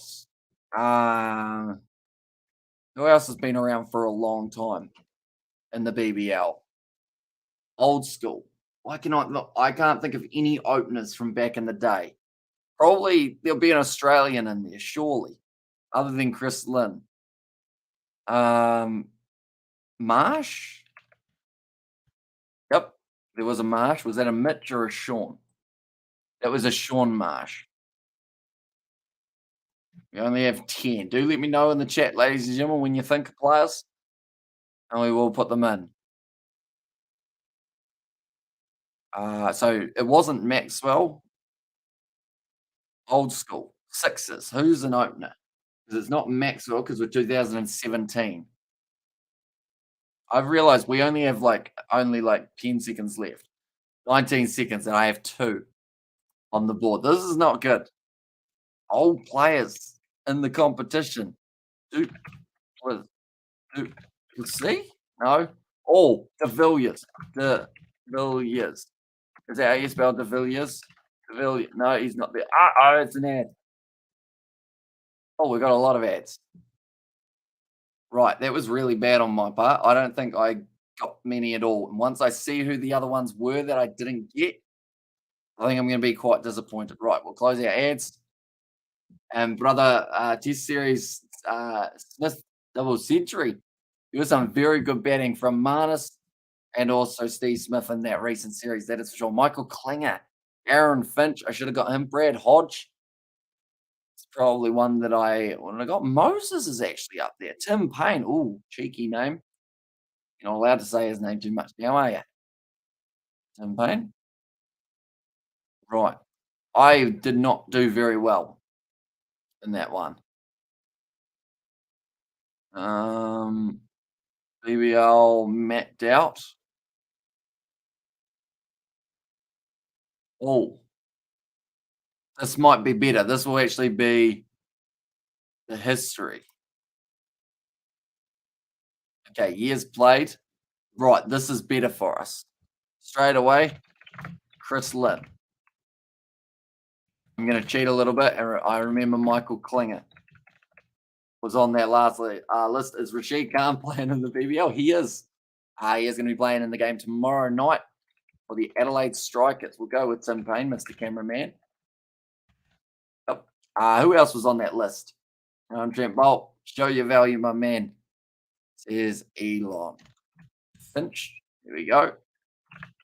Maxwell. Adelaide Strikers. That's a long time to be at a club, but it wasn't Travis Head. It won't be Alex Carey, but he was on that list.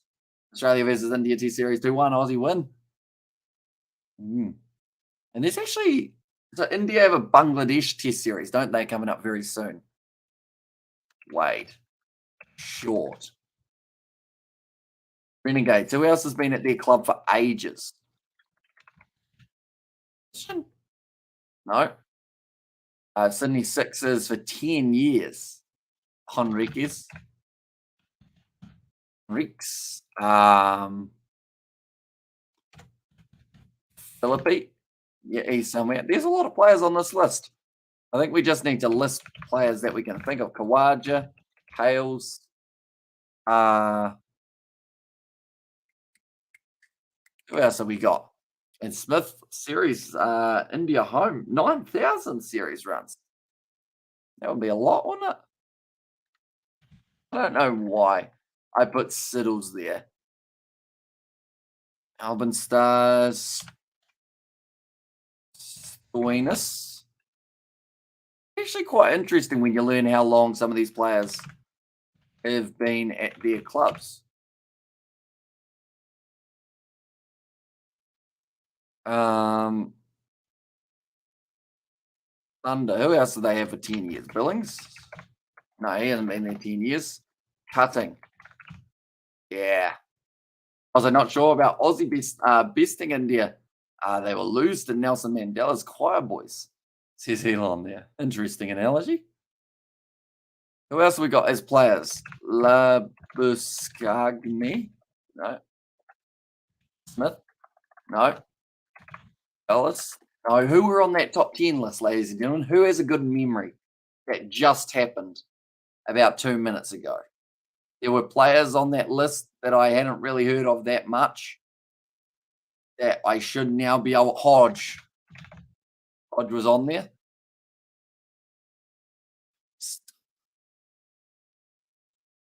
The thing is, some of these guys have probably moved clubs. Harper's probably on there. Yeah, Sammy Harper. Aaron Finch. Must have put him somewhere. Where's Aaron? Aaron. Where is Aaron? Where's Aaron? Oh, he's second. It's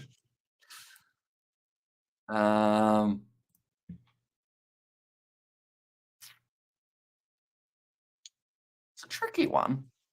Once again, I'm not Googling. I swear. I feel like if I was Googling, you'd be able to tell straight away, though. Because I would start smiling and all of us then go, hey, I know all of these guys. At the moment, Stars, it had $7, but then it disappeared for a second. Who else? Players in the world. Jordan? No, he hasn't scored a lot of runs, has he? Who are other guys up the top of the order who do a lot of scoring? Clark? No, he hasn't been there long enough. Sean Abbott? No. He scored a few, though, hadn't he? In the comp. My fridge needs restocked, so offer a bit. Go and get them. Says Elon, no worries. But before you go, Elon, one player from the BBL, he scored a lot of runs. I was about to say but I'm really bad at BBL quizzes. I feel like every time I do it, I kind of refresh my brain. So those older players, though, the ones who were around near the start of the BBL. Oh, yeah, no, that's a shout, Sebastian. That's a very good shout, Ben McDermott.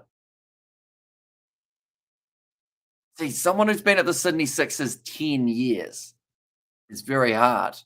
I was at the gym when Steiners got caught. Did you leave the gym afterwards? And did you go to the gym when he did go out to the middle? Because if you did, that was a very short trip, young boy Pete. Not at the crease for very long, unfortunately. $8 underdogs at the moment for the Melbourne Stars. Brisbane Heat, 10 years. Bad shot. Stoinis should know better. Yeah, although he does have COVID at the moment. So I think it was more of the case of he was going to go out there, swing for a whole heap, and hope to get a few runs on the board and then leave. So I think that would have been their plan. Oh, Vince is a good one. Beef, it's not there. Oh, Beef. Although it did make me think of someone else for the Perth Scorchers, and that's Josh Inglis. And then also alongside that, Matthew Wade, we have Dumb Wade. And alongside that, Bancroft on the list for the Perth Scorchers. Thunder. Is it Sanger? No, he hasn't been there long enough.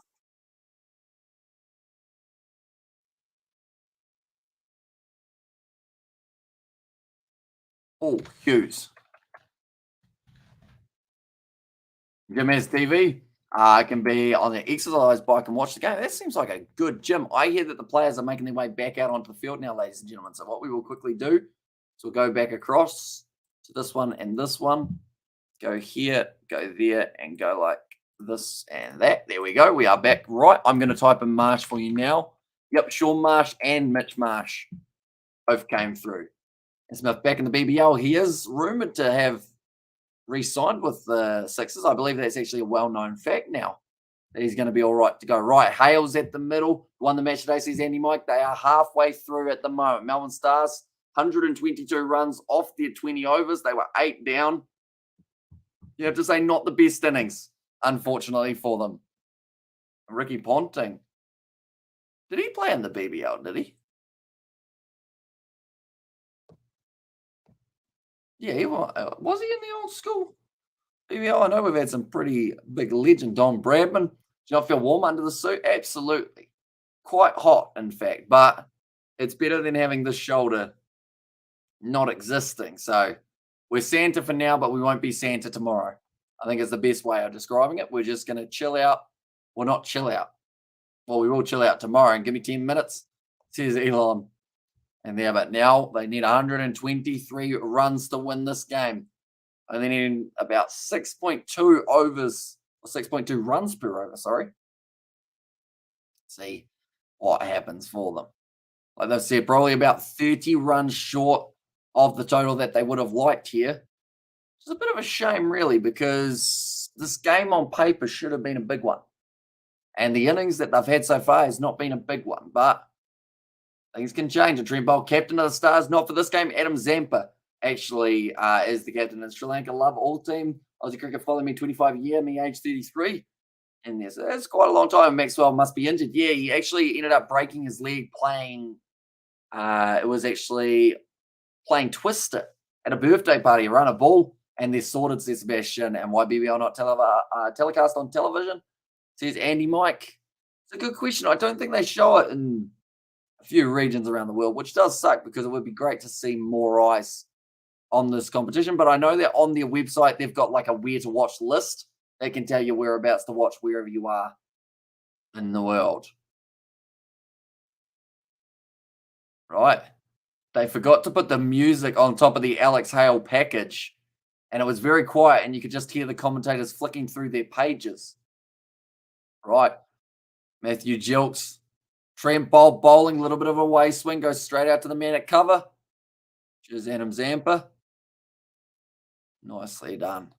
No run taken. In fact, we'll have a prediction now, ladies and gentlemen. How many wickets is Trent Bolt going to get for himself?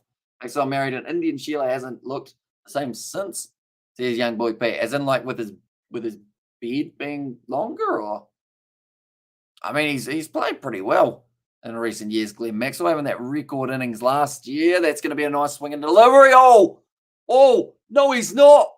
That's an absolutely insane catch there for Brody Couch. Right, so the gist of what just happened, ladies and gentlemen, is Brody Couch tried to take the catch, dropped it, landed on his leg, bounced back up, had a juggle of it while he was on the ground, and then finished off the catch. I think that's probably one of the rare times we have seen a player actually take a catch like that. That is absolutely brilliantly done by Brody Couch. Kicks it up off his shin, keeps it off the ground, and manages to take an absolute screamer at the start of the innings. The Sydney Thunder are 1 down now, ladies and gentlemen, and they've lost Jilks for a duck. Trent Bolt's going to catch it. Trent Bolt's going to get himself his first wicket of the BBL. And like I said, it's a great catch, a special one. Jilks has gone back into the changing sheds. It looks like he's pretty laid back about getting caught just then. Melbourne Stars straight away go down to $6 underdogs in this matchup. But that is a brilliant, brilliant catch for the Sydney Thunder. For the Melbourne Stars. Now it's going to be Rizzo. Riley Rizzo at the crease. Got the bright green shoes for batting here. 123 runs. 118 balls. Looking easy one for the Thunders, and love it, absolutely love it. The wicket, says young boy Pete. Although easy win for the Thunder is not exactly in the plan of losing that wicket early on, because Jilks would have been able to do quite nicely. And Englishman and Saffer at the crease. Swing and delivery. It's in the air. It's a second wicket. And Trent Bolt's on a hat trick in his BBL debut. The Kiwis going nuts there at the ground. Courtenay takes a brilliant catch. The Thunder have lost 2 wickets in a row. Alex Hales is sitting at the non-strike. Is he going, maybe I'm better off just staying here for a little while. Great take from Nathan Coulter-Nile. Trent Bolt picks up 2 in a row, and now he's on a hat trick. Kiwi already showing his presence in the competition. I don't even know what that's going to do to the odds of this game. They were $5.50 underdogs. I doubt that's what they're sitting at now after the way they've been able to put that together. But Riley Rizzo ends up losing his wicket. Golden duck for him. This is quite incredible, really. Now Sanger, the captain's at the crease, and we're still in the first over. They've already lost 2 wickets. $4 underdogs now the Melbourne Stars find themselves. Right, Trent Bolt's changing his field a little bit here by the looks of it. Okay, Trent Bolt getting a chance to bowl to the right-hander.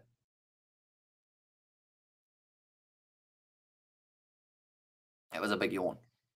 This game is anything but boring the way that this has started off. 123 runs are still required. 2 wickets lost. Still needing only 6.31 runs per over. Should be easy enough to track down, or at least we thought before we saw the first few balls. Trent Bolt on a hat trick here in his BBL debut. Melbourne Stars coming around the wicket here to Sanger, the captain. It's swinging in. It popped up off the surface. Trent Bolt letting him know about where it ended up going. Just showing those wickets. Brody Couch, such a random catch, but it worked immensely for him there. Big smile on the face of Bolt. And then that lobby ball straight into the hands of Hilton Cartwright. In fact, sorry, Nathan Coulter-Nile. I'm going to take that one above his head. And now, Trent Bolt charging in again. I feel like they've got to try and break this momentum, maybe with a bound. There we go. Sang has whipped it away to the leg side, hit it away to the boundary, and that is going to be the first boundary and the first runs of the day here for the Sydney Thunder. 119 runs, 115 balls needed. Sanger was brilliant last year in this BBL competition, always making sure to have, at the time, they weren't actually captain's knocks though at times. This one's certainly going to be hoping to do so. Right, Bolt has to change his field. He's got 2 men deep on that leg side. He's actually got a short mid-wicket, which is an interesting choice for Bolt. Nicely driven out almost through cover. Bit of a misfield. They take the 2 runs. Could be the almost a run-out opportunity. A double wicket maiden would have been too good, says Sebastian. Yeah, might have been a bit too much for an opening over of a BBL competition, but 6 runs off it in the end. 2 wickets falling. This one's a weird one. I don't know what way it's going to go at the moment. Melbourne Stars are still heavy underdogs, but another wicket like that from one of their other bowlers, and they're in with a shot as long as they can get Hales out. I think that's the big one. Hales and Sanger, for me, are the 2 that need to be dismissed. Kiwi lads, great over by Bolt, says Jan Lebrand. It was indeed. Brilliant bowling from the Kiwi, and it looks like now we're going to get to see Luke Wood in action, the Englishman, and great debut for Bolt, says Coding. Right. Luke Wood might be shorter than Adam Zampa. Just a little fun fact there.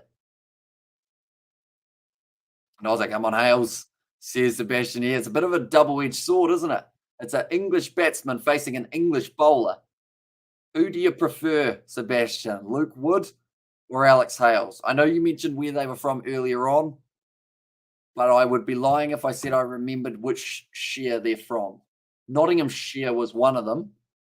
Oh, what a peach from Wood, getting that one to swing a little bit. He's quite excited. At the moment, will we see Hales also in England Test team in the future? I don't see him in the Test team. But then saying that, if there was ever a time to have him in the Test team, it's when they're playing like they are now, playing super aggressive. I love Ben Duckett in the Test side, though. I feel like that's a very good choice by Brendan McCullum. That man has a cup of donuts. Feel right.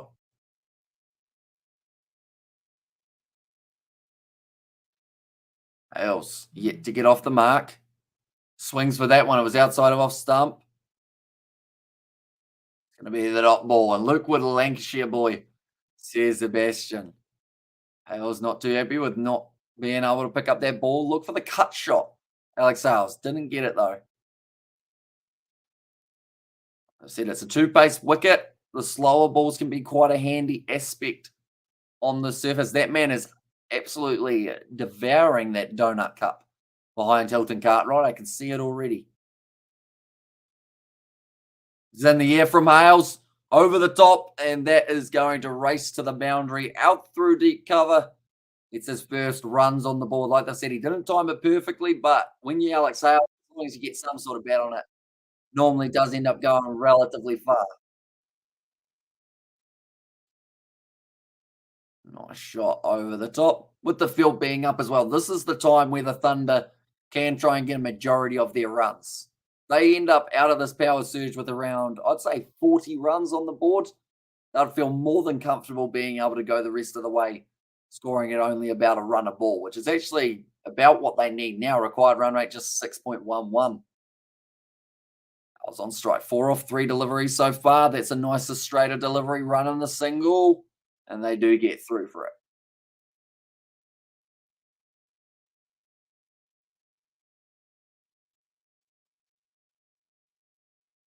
Okay. Marcus Stoinis. He is actually going to be, he looks like he's going to be falling asleep on the sideline. So,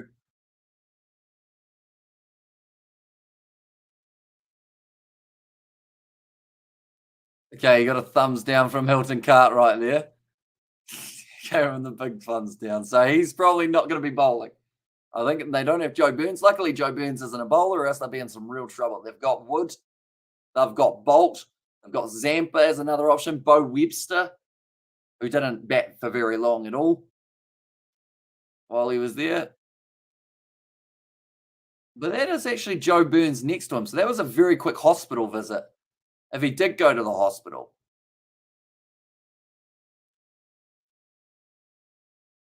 Steiner's just having a bit of a chat with Hussey. Last ball of the over. A little bit of steep bounce for Wood there, but that will be the end of the over. 2 for 12 moment in this test match. Or sorry, in this T20. I'm used to saying test match. Been in such test match mode, I guess you could say, for the last little while. The next test match actually just around the corner. It'll be taking place between Australia and South Africa. So we will, I did want to cover the first day of that test match, but I may be playing in an actual cricket match myself. We'll see what we can do, because I do have a GoPro, but I don't know whether or not I'll be able to put it on my helmet. All right, quicker than GTA Hospital's blows as good as fresh, says Sebastian. Yeah, he just went in, went out. They scanned the leg. They went, nah, you're good. Just drink this. And then he rejuvenated his health. Happy as. Jason Sanger on strike at the moment. We see a few duckies already on the Sydney Thunder list. Good ball from Bolt. It's hit the pad. It was down. Leg, run out opportunity. Almost an overthrow, though. It's work in the field from the Sydney Thunder, because this is somewhere where it's very important that they make sure they are definitely fielding well. You can stream live session of your cricket batting. Be fun to see, says Coding. I don't think I'll be allowed to. More than likely, if we were even allowed to film it, it would probably have to be like record it and then maybe edit it after. Just because I don't know how they'd feel about it actually being live streamed from the ground. And I don't know if you can you do that with GoPro? Can you live stream with a GoPro? I'd assume you can, but yeah, more than likely it would just be the case of a little puff of dust there for Riley Rousseau. But then it's also that case of if I wore a GoPro, I'm getting probably not many runs, because I'll be thinking about the GoPro footage rather than thinking about the shots that I'm playing. So I'll be thinking like, right, is my head in the right place? I better move it more this way. Oh, I've just missed the ball. I better put my head down earlier. Putting my head down earlier might actually help me a little bit in the batting department.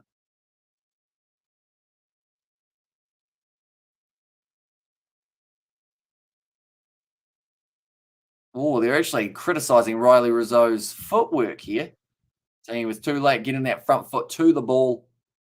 That is why he did end up getting dismissed. Once again, a little bit leg sideish from Bolt. to the leg side just for the single. 6.1 runs per over. I feel like there's a chance the Thunder make this look harder than it is. And I mean, you could say to an extent they have already done that by losing their 2 early wickets. Oh, changing his field, putting the man deep on the leg side. So they've got the man at deep square leg, or in fact, that's almost deep backward square leg, which is Bo Webster, and also the man at deep mid wicket. Shot down the ground from Hales, didn't quite get onto it. Well fielded. I could denial.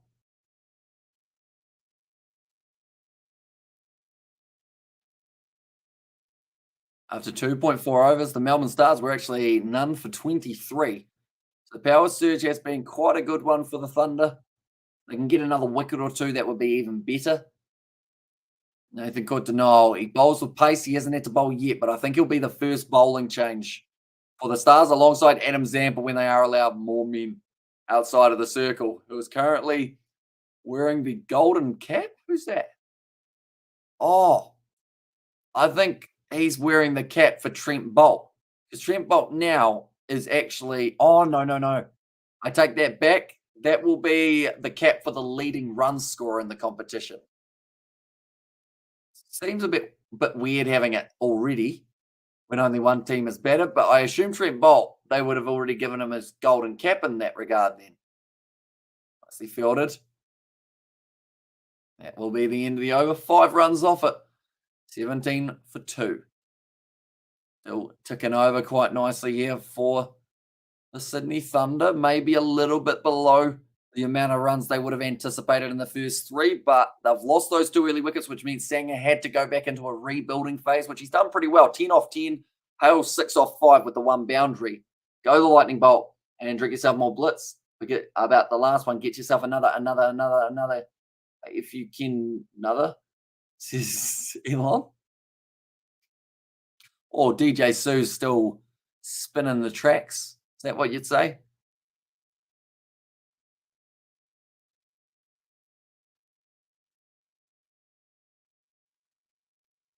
Surely Hodgie can do the worm, is what the KFC Big Bash has actually tweeted. To the leg side a little bit there. Well bowled though. And well, my goodness, I'm going to ease myself, says Elon.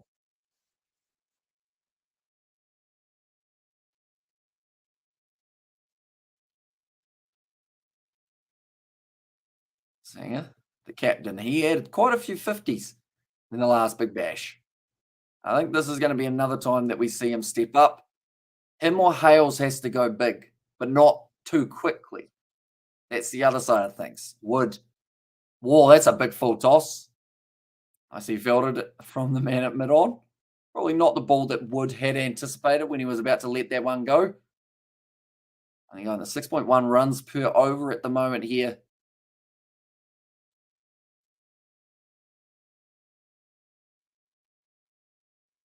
Saying that DJ Sue's got himself quite the business plan running at the moment, getting travelling on the road, spinning the tunes, making the people happy. I'm brilliant first BBL hand. I'm hard for this. It's really entertaining stuff. Hensel Wood. It's going to be swatted away to leg side. Elton Cartwright once again. He's throwing it in from the deep. Return the stroke quite nicely. I've noticed that the scoreboard, depending on whether or not the current run rate is below or above, depends on what line we actually have for the batsmen and whatnot. It does jump down a little bit at times. Our search, 3 more balls remaining. Then they will be back out to more than the 2 men outside of the ring. Now a little bit of a misfield. They do get through in the end. Alex Hales now back on strike. And then they'll be able to use their next power surge after the 10th over. So whether or not they use it straight away to try and give themselves a little bit more of a crack of getting the runs quickly, get that net run rate high. Because it could be the difference between going through to the final and missing out. We know that in past years, the competition's been extremely close. I think this is going to be one of those years that we see that in effect. The final last year, it was actually the Scorchers taking on the Sixers, actually a rematch. Oh, that's big. Hales has decided that he's sick of not swinging, and that's a big shot. Almost travels down the tunnel. That's how far that one's gone from Alex Hales, and he moves up to now 13 runs off 9 deliveries. That changes the run rate quite drastically. It was up to 6.37. Now with that 6 scored, it goes down to 6.1. Hales, that is the biggest 6 we've seen of the BBL so far. Just gives himself some space. Alex Hales smacks it away to the boundary. Brilliantly done. A Hail Mary. Here's Elon there. Change of pace. They're saying might be an option. He smacked it down the ground. Gone over the man's head. Of course, with the field up, there's more space and just keeps it in the field of play. Good fielding in the deep. From, I believe, who was that? I think that was Hodges, did they say?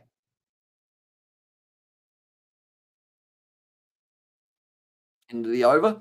28 runs for 2.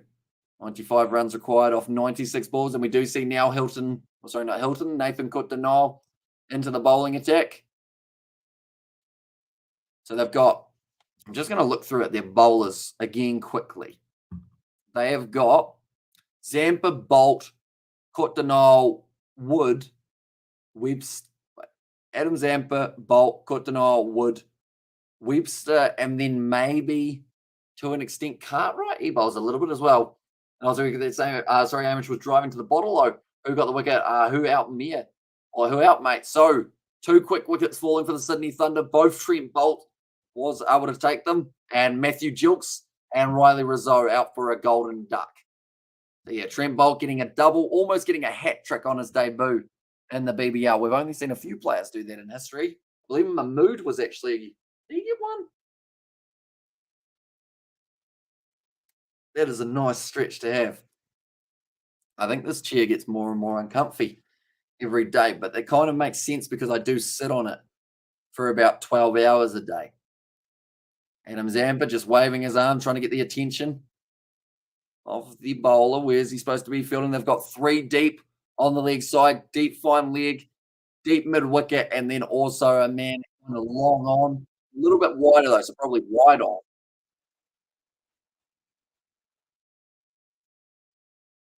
Else on strike here. Wickets by Quicks, 69. I assume wickets by Quicks. What is that stat? Is that for this? That's not for this year. That's not in general either, I wouldn't think. Is that last year's stat? I assume it's last year's. Is that a green screen bug today? It is a little bit. Unfortunately, my blue shirt seems to go see-through. Alex Hales just took one in the box. He does enjoy one every once in a while. He's got a big smile on his face. And yes, I enjoy the pain. Do it again, please. Sanger 11 off 11. Hales looking like he's going to be the more aggressive of the 2 batsmen. In fact, I wouldn't be surprised if he starts going big here soon. Big full toss. He's bowled off a terrible delivery of Coulter-Nile. One of the worst balls that you will ever see. Well, not really worst balls you'll ever see, but that is going to be Alex Hales gone, ladies and gentlemen. Like they're saying, the last ball he would have been expecting a big full toss, chopped it straight onto his stump. And another wicket falls. The Stars are going to be going down to $3.40 now. That's Alex Hales gone, though. 12 balls faced and 16 runs from Alex Hales. He looks disappointed here. They still only need to run a ball, though, which is something that if they have a few good overs here, the Melbourne Stars, that will start to creep up just a little bit further. Pressure will start to build. Alex Ross, the sweepologist, is a nickname that comes to mind when thinking about this man. He loves to sweep. And I think Adam Zampa will be keen. And also, still, you got more runs than Clark, as I had anticipated. You did get that correct. Nailed it. So, question. No, I don't. Do we want to do double or nothing, Sebastian, even though there's nothing on the line? The sweepologist, Alex Ross. or Justin Sanger? Either of them, or Jason Sanger, sorry. Do either of them get 50 in this game? It's 50's a long way away as well. Ross hasn't even faced the ball. Sanger's sitting on 11 off 11. Do either of them get the 50? Do let me know. And I'll take your word for it. Denial, though, picking up that wicket. That's a ripper of a delivery. Outside of off stump, that was almost a test match line. From court denial. They've just said Zampa hasn't bowled yet. Ross, he is going to be possibly eyeing up Zampa, so he might wait a little bit longer before he bowls. And can't see any half centuries in this game, says Sebastian. How about a 30? 30 runs? Anyone get him 30? Did anyone get 30? No, no one got 30 for the Stars either, did they? I think the highest was 24. Nice cut away from Ross. Through the field. The man at deep cover. Good arm on Hilton Cartwright, the Terminator, as he's known.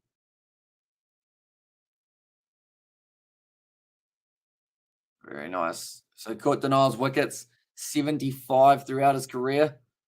94 runs off 92 balls required. But 3 big wickets already falling for the Thunder. Now, I mentioned if they get Alex Hales and just Jason Sanger.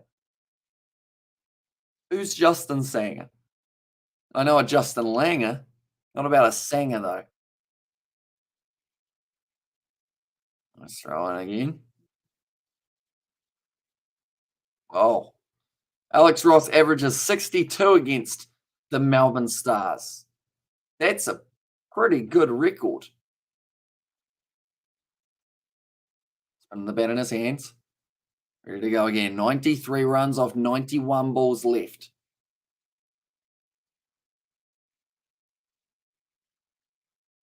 Oh, it was on the stumps. Just had to get him behind it. That will be the end of the over. 5 overs down. Still going at 6 and over here for the Sydney Thunder, but they are down 3 wickets compared to when they started the match. Only going at the 6.13 runs per over. Got Denial having a bit of a yell at someone. That hat looks so familiar because I have one. I actually wore it in a picture. Is that picture? Oh, it is still there. Look at this. That's me. I do not look like I'm from New Zealand in this photo. In fact, I kind of look like an elf. Like I've decided to take the day off making toys so that I can go and play some cricket. I'll mention that that size was a size 16. I am a men's medium. So that's like 3 or 4 sizes smaller than I would normally wear. So it was pretty tight. But the Melbourne Stars hat on. That's the point of that picture. Man needs to get out in the sun a little bit more. He's a bit pale. I think is also what we can take out of that picture. Be sure to get a nice amount of sunlight. Ladies and gentlemen, vitamin D is important. Same with vitamin C and all the other vitamins that they've got. Is that your cricket jersey? It is. Or the one that I was borrowing because I wasn't actually at that stage. That was my first game, so I wasn't actually a part of the team up till that point. But yeah, pretty much the gist of it is I was wearing this one because I had a men's large, which was all right. It was nice and baggy. Then we had a new man come into our team who was a bit bigger than me. So I was like, here you go. You can have the large. I'll squeeze into this, not realizing it was going to be quite tight. But it is what it is. I managed to just get in there. Like they're saying, partnership of significance, what they're after. You are looking like Australian here, says Coding. It's a shame. I didn't play like an Australian. I got out after 10 runs on the board. And also I didn't bowl and we lost badly because we got bowled out. But other than that, the colours are very similar. To be honest, yeah, either Australian or South African. We're gonna put that picture up again. I feel like it's definitely like that part that you can see the trim is actually more of a dark green, but it doesn't come through that way in the picture. But yeah, it's kind of like a dark kind of. I was gonna show an example of the green, but I realized I've got a green screen, so that won't work. But yeah, off the edge. Also, we have got there genuine all rounder losing his wicket, getting it for 6, and dropping catches, says Sebastian. And that is a tasty little liquor of a game, very moist, says Elon. Survivor Series 2023, the young and the restless versus the days of our lives. Who would win? I haven't actually seen either of those shows, unfortunately. So I wouldn't know who'd go all right. Those ones. I slouch way too much on this seat. We're going to sit up straight for the rest of the over. There's 2 balls left. Been a good one so far from Webster, though. He's bowled 4 deliveries, 2 runs off him. Another slower ball. Onto the leg side. And like they mentioned, they're holding off using Adam Zampa because they know how much Alex Ross loves playing spin. So you want to leave that as long as possible.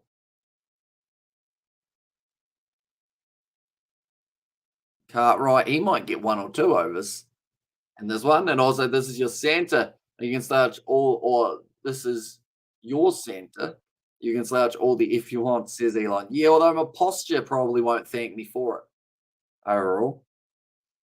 I've already found after doing long hours of live streams, my rib on this side goes numb, which I don't think is supposed to happen. Apart from Roman Reigns, WWE has become boring, says Coding. Some people have said that it's become boring because of Roman Reigns, which is interesting. But I would say, in a way, he's kind of, I think a lot of people are waiting for him to lose that title to see what they do from there.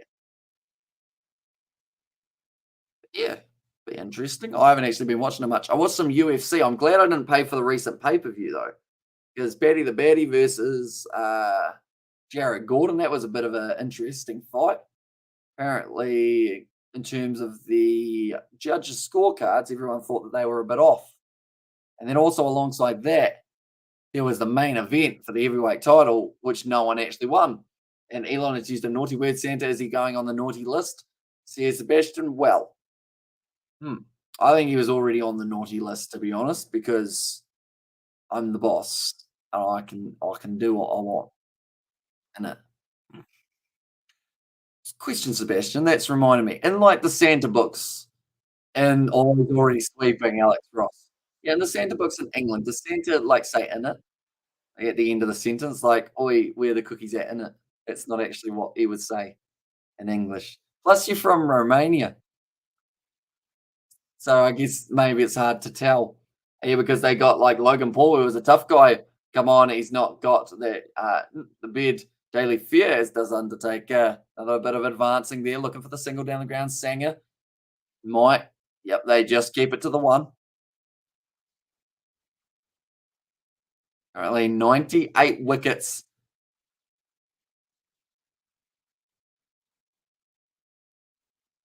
Okay, they're actually talking to Cartwright again, just saying that more than likely Bo Webster will be bowling extra overs in this matchup. Or they just need to bowl them out early so they don't have to worry about it. Ross. This is the battle that everyone was looking forward to seeing, I think. And I was like, I don't want any trouble, Santa. Sorry, I shouldn't have said that in the English accent. No, I think everyone's on the good list around these parts. Mainly because I don't think I'd be a good Santa. Just because I don't think I'm like ruthless enough to put people on the bad list. Like I try and see the good in people even when they obviously aren't good. So like, what was that fella's name the other day? Rajni. Rajni still probably would be in the maybe column. Shish would be a maybe. And I mean the sheets worldwide that were washed because of Undertaker don't match the same for girls for Logan. So here's Elon now. We went to the leg side again. Another single taken. Only needing 81 runs off 79 balls. So they're going at this at a slow, I guess, methodical approach. I always use that word methodical, but it is what they're doing at the moment. No real risky shots. More than likely, we're going to see a sweep here from Alex Ross. Yep. Oh, he didn't get onto it that time. Rajni is gone. He is never coming back. I think he has about 17 accounts. So he'll be back at some stage. And Shish more like sheesh. Sebastian. He said that he's going to be coming back New Year, I think. Was Shish. That is going to be the end of the over. 14 off 17 deliveries at the moment for these two. Under on 42 runs for 3. I would think that Bo Webster will once again be bowling. I love yawning. Yawning's great. 81 needed. When I was young, I both loved Undertaker, but was struggling to sleep also.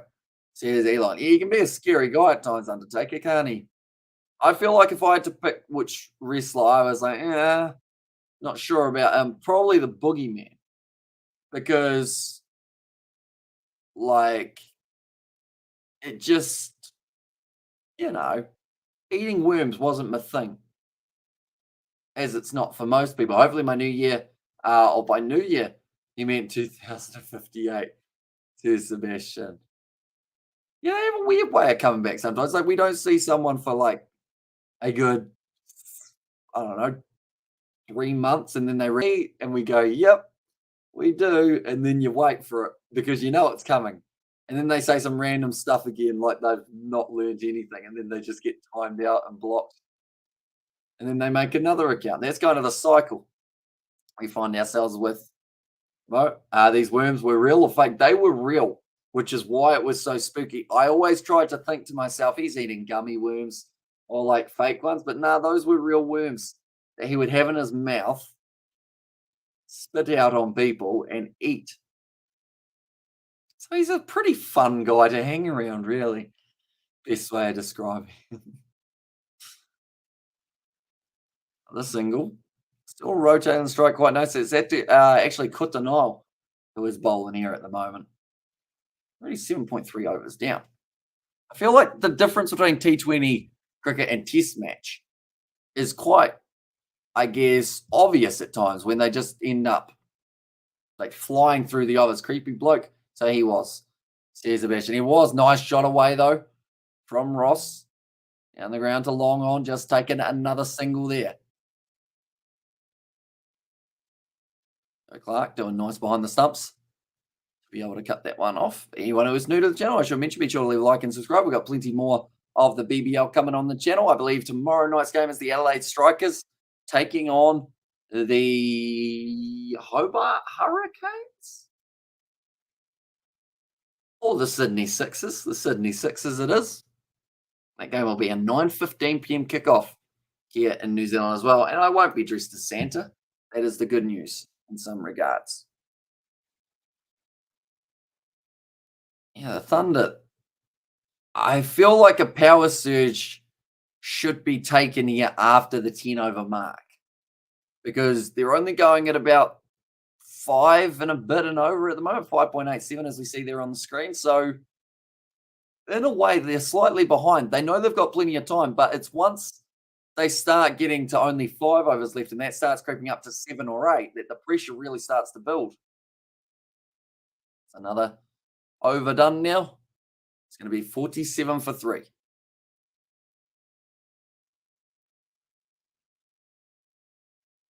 Your helmet's being run onto the field. Right, Adam Zampa back in the bowling attack. He's going to be bowling to Jason Sanger, so doesn't have to deal with the sweepologist just yet. I would think that the sweepologist wouldn't be too far away. We've got some really loud music. Oh, okay, that makes sense now. Because DJ Sue.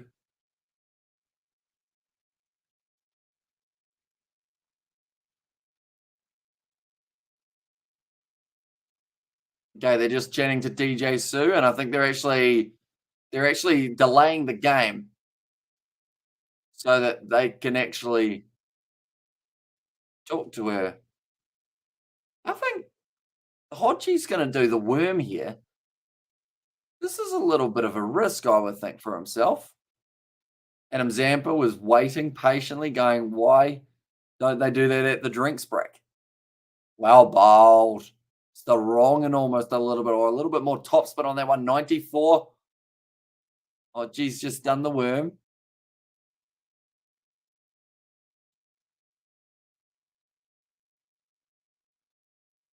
Zampa now. Oh, he's bowled him, and the worm's given him hope. Adam Zampa cuts through him, and Sam gonna be there 24. Is anyone going to get 30 in this game? I think that's the big question at the moment. He disappointed there, Jason Sanger, just straight away. That's the type of leg spin I want to bowl. I know that I can't bowl like that though, but I'm going to try. In the upcoming game, he shouts straight in the face of the other skipper. Says, "I got you there." Now 4 down for the Thunder. This is a tricky scenario because the Stars are starting to clean up those big name players. Melbourne Stars $3 underdogs now as well. I should mention, any reason for low watching? Says Cody. I would say it's just because it's a new competition that we haven't really covered in about 10 months, something along those lines. So I wouldn't say it's anything personal. I don't think we've been cancelled or anything yet. We certainly could be if I tried, but we won't do that. But yeah, like I said, whether we've got one person watching or 100, we're doing the BBL.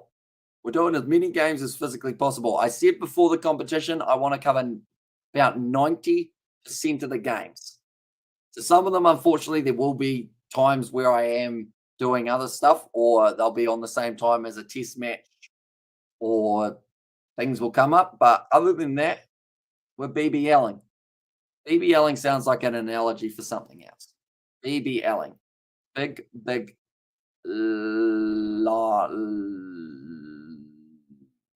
I can't think of a single word that starts with L. Living. Big, big living. That's what we're doing. The big, big living. Adam Zampa, though. This run rate's really interesting because Ross hasn't really been able to up it yet. He's sitting on 6 off 10. Can't really sweep shot too often now because his team's in a bit of trouble if he loses his wicket. Nice job rotating the strike. Daniel Sams, I actually wanted to back him as the leading run scorer at the start of the innings. Luckily, he's only scored 1 so far, so there's still a chance that he could get the leading run scorer. But I think he was worth a crack, to be honest, because I think he was $15 underdogs. I'm so pleased that Test cricket gets bigger audiences in T20. This format is a bit bollocks. Let's be honest here, Sebastian. It's certainly a mixed bag in terms of not just viewership, but also in terms of interest. And as we get their Big Bash League, I do know what it actually stands for. We were coming up with a new one. But yeah, the BBL, of course, the KFC Big Bash League. That's gone through. It's a great shot from Alex Ross. I was like, "Hi, Kiwi." Says, "Right, welcome in, mate. Hope you are doing very well." And that's going to be 7 runs off it, but he got the wicket in the end. Adam Zampa, 69 runs off 66 balls. Currently still needing 6.27 per over. We do see there the Stars.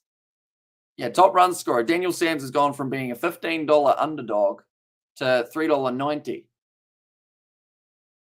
Decent.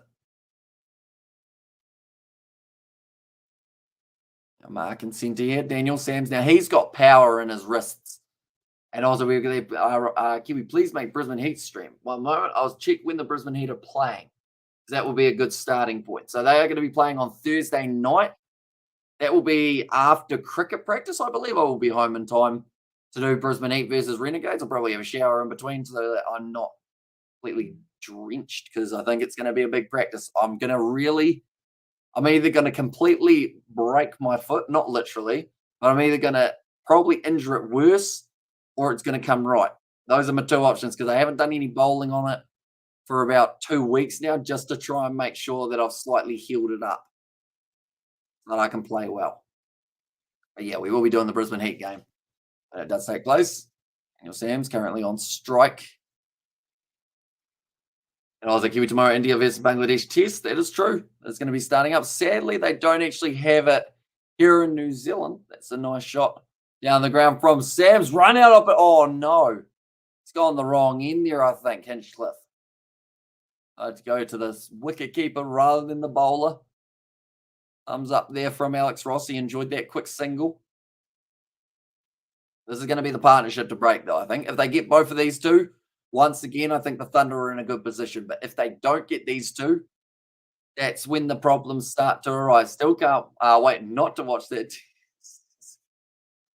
You are a harsh man at times, Sebastian, aren't you? But me too. And Kiwi Colin Munro and Sam Billings match. Says Ryan, that is true. The traitors, as I like to call them, are going to be playing for the Brisbane Heat. Now just showing Hodgie's worm again. Wasn't the best worm we've ever seen, but it's probably quite hard to do one in a suit.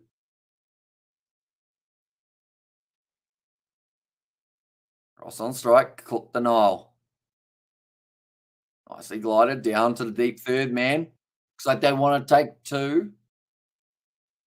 Should also mention, in terms of a little bit earlier on when Coding mentioned about the low watching, the other thing is the South African Test Series has taken place in the middle of the night in South Africa. So there is a chance that we may see similar numbers between the BBL and those test matches in terms of during that day period. Maybe the last session we start to see a few more of the South African audience tuning in, but I think during the day it will probably be similar just because not too many South Africans will be staying up all night to watch that first test. I think the Boxing Day test is definitely one that a lot more people will be tuning in for, though. 66 runs off 62 balls at the moment here.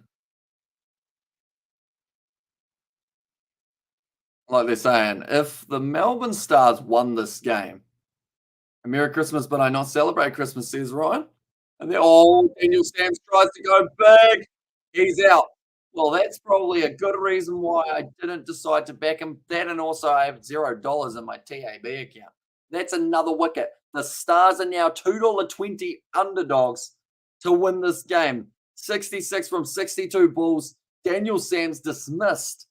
And Kiwi winners test series between Australia and South Africa. It starts on Saturday, New Zealand time. At about 1:30 p.m., I believe, is the start of the match. That's not a good way to lose your wicket there. Daniel Sams just decided to have a bit of a swing at it. And it went wrong. Now making their way out to the middle. It's going to be, I believe, Captain Chris Green. Oh, no, they might have one more batsman before Green gets the chance. But another wicket lost. This is not what they had planned. I believe it's actually Oliver Davies who is now making his way out there. Now, that's a worthy test series, says Sebastian. It's gonna be a good one, isn't it? I'm just annoyed that the first day of the first test match is when I probably am going to be playing in a real cricket match. Because if I don't play, they will probably be short. So I should play. I think is the best way of describing it. But it will be vlog footage. We haven't actually got any footage this week other than like 5 seconds. So I think it's going to be a double week vlog. Good ball. Davies gets himself one. Now, he was quite a star last year for the Sydney Thunder. I think Pearson, captain for Brisbane Heat of Michael Nissan, Usman Khawaja, not free yet. Jimmy Pearson here will get himself the captaincy. It is now going to be a 5 for 58. Halfway through, it's the drinks break. They need 65 more runs off 60 balls. I think they would have taken the power surge had Daniel Sams still been at the crease. I don't know whether they will still, though. 68, 55 needed. No, sorry, 65 needed, I should say. Watching players play basketball at the moment. And Kiwi David Warner and Bench. Is that for the bench for the Thunder? He is going to be returning to the side soon. If that's what we're talking about. Maybe. Is that what we're talking about, Ryan? Only the drinks break. I think this game's a lot closer than a lot of people would have thought it would be at this point of the match. Yes, says Ryan. Yeah, so he's going to be a handy player for the Sydney Thunder when he comes about and joins back up with the squad. And it's going to be a tricky one to balance how many players from the Australian Test Series make their way straight back into the BBL, or who has to try and work for it a little bit harder to get themselves that chance. Because at the end of the day, if there's some players who have, like, I guess, proven themselves throughout the season. They should get priority in the bigger matches, but it's just that question of will they? Ah, Nutrigrain. That's something I haven't had in a while. Or cornflakes. I've been eating a lot of wheat bix. So I'm thinking about switching up my cereal for the morning. And Matthew Oranshu will play Usman Khawaja Place, says Ryan. I assume that's in the Brisbane Heat, isn't it? They are just showing Trent Bolt scoring 2 wickets, or getting 2 wickets, sorry, in his first over of BBL12. Zampa also getting the wicket of Sanger. And alongside that, we did see that wicket falling of Alex Hales. And then most recently, Daniel Sams gets the Smith. Hello, good evening. I am India, says Mukesh. Welcome in, mate. Hope you are doing very well indeed. Looks like it is going to be Bo Webster once again bowling. They haven't taken the power surge as of yet and haven't had cereal for breakfast in a long time. I fancy a bowl now, says Sebastian. Have you got any in the cupboard, Sebastian? Although, actually, you're in England, aren't you? Whereabouts in England are you, and how close are you to like a store if you do have to try and get some cereal? And which type you're going for? I'm very curious now.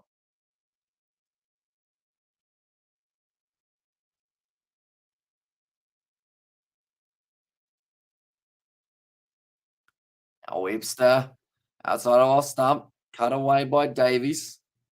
Moment the player who's really key here is Alex Ross.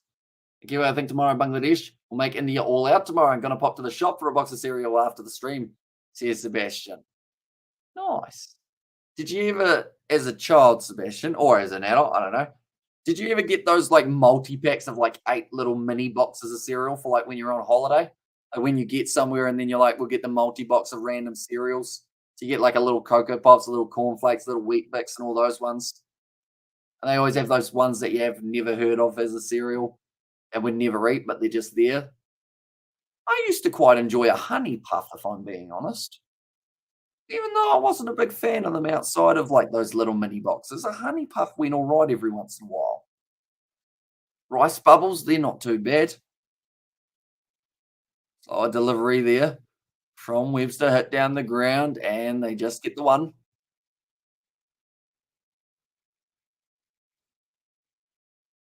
Okay, they've said that they've put a lot of preparation and preparing for Alex Ross's batting. And David Hussey at the moment saying they're not quite getting that plan right, as he is currently sitting on 13 off 15. They've still managed to shut him down to less than a run a ball. Nicely done again. Yes. Oh, yeah, I used to walk between the aisles with me big deluxe box that people knew I was doing well for myself. Says Sebastian.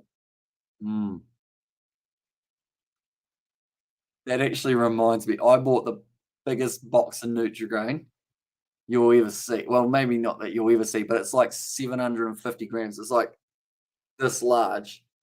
That's actually reminded me that I should probably eat that soon because it's probably close to its best before date. Kiwi, please don't sleep today. As in like tonight, Ryan, or like during the day hours. Because sleep is important. It's not too bad for you. They're just showing the Brody Couch catch where he was able to shin it back up into his hands. It was one of the most unique catches we will see of BBL 12. Oh, it's gone through the field. Luckily, they've got someone back there, though. Hilton Cartwright whips it back in. Kiwi today, Argentina versus Croatia. I mean, tonight, says Ryan. I didn't even realize Argentina-Croatia was tonight. When is that taking place? Is that like tonight, or tomorrow night New Zealand time? I'll have a quick look. I don't know what's happened ever since the quarterfinals. I followed all the quarterfinals, and then now that it's the semifinals, I feel like I've completely not switched off from the World Cup, but just not really as excited about the semis. Anyone else got that same feeling? I feel like I'm more excited about Morocco versus France tomorrow morning. I think that's the one that I'm most looking forward to, or the morning after. But Argentina, Croatia, for some reason, it's just not lighting that fire for me,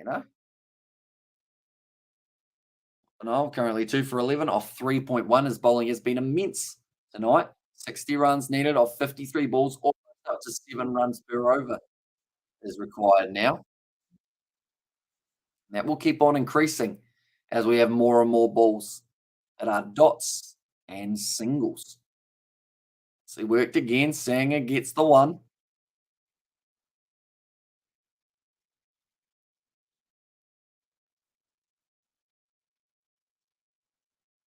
Like they're saying, if they lose wickets, they'll lose their established batsmen, and then that can cause a little bit of trouble. These two might stick around, then get the power surge going. I think they'll go for the power surge in about the 14th or 15th over, I think is when they'll take it. No, again, short ball. Ross tries to pull it away. It's gone out to the man at deep mid wicket. Oh, no. That's not good. That's the voice of the weekend. And also, we've got there Kiwi France versus Morocco a day after tomorrow morning. There's Ryan. So, yeah, that one will be one that I probably get up to watch. I don't think I'll be getting up to watch Argentina, Croatia. Oh, actually, no, I'll get to see the end of it. Because I've got something on at 10 a.m. tomorrow morning. So I'll get to see maybe the last half an hour or maybe the whole of extra time if they end up going there for the match. Davies now cracks it away to the lead side. It's like they should be able to get two relatively comfortably. Good shot from Davies.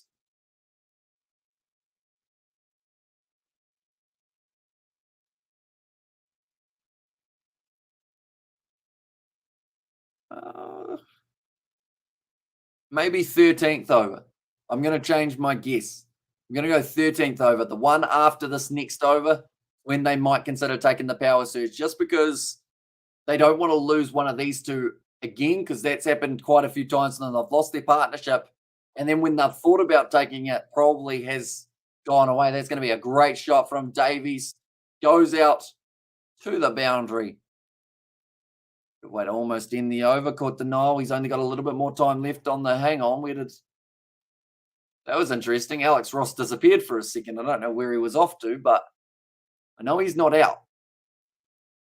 Definitely because he's at the non-striker's head. 58 runs required. Oh, 51 balls to win. Oh, he's chopped it on.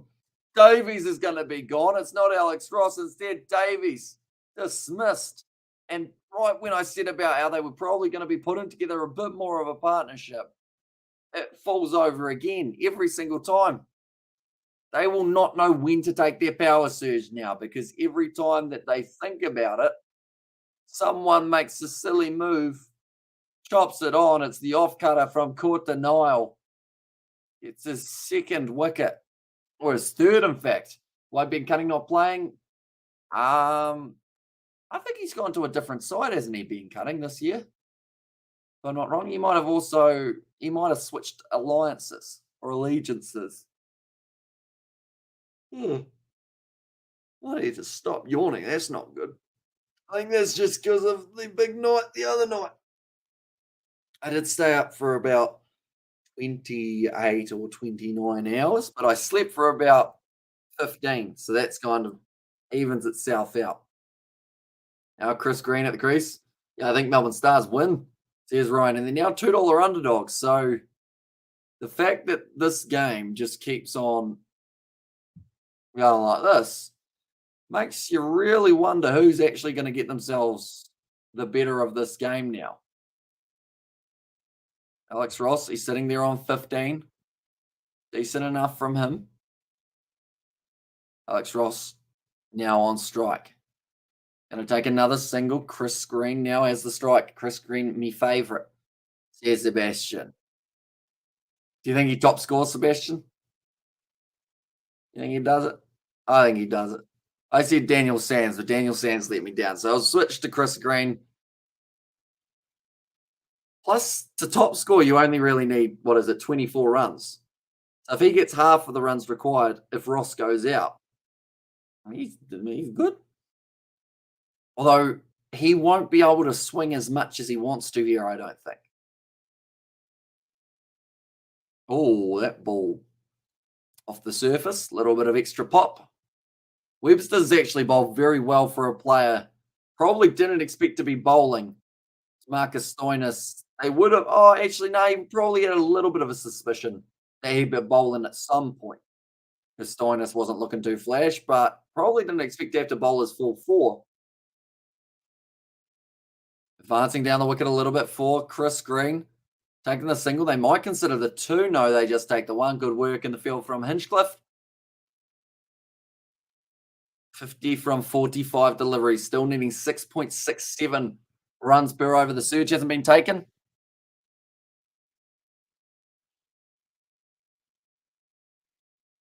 I have a question. I don't know whether this is a good question or not, but do you have to take a power surge? We've never seen a side not take it. If they get to the last 2 overs, they do take it. Do you have to take the surge?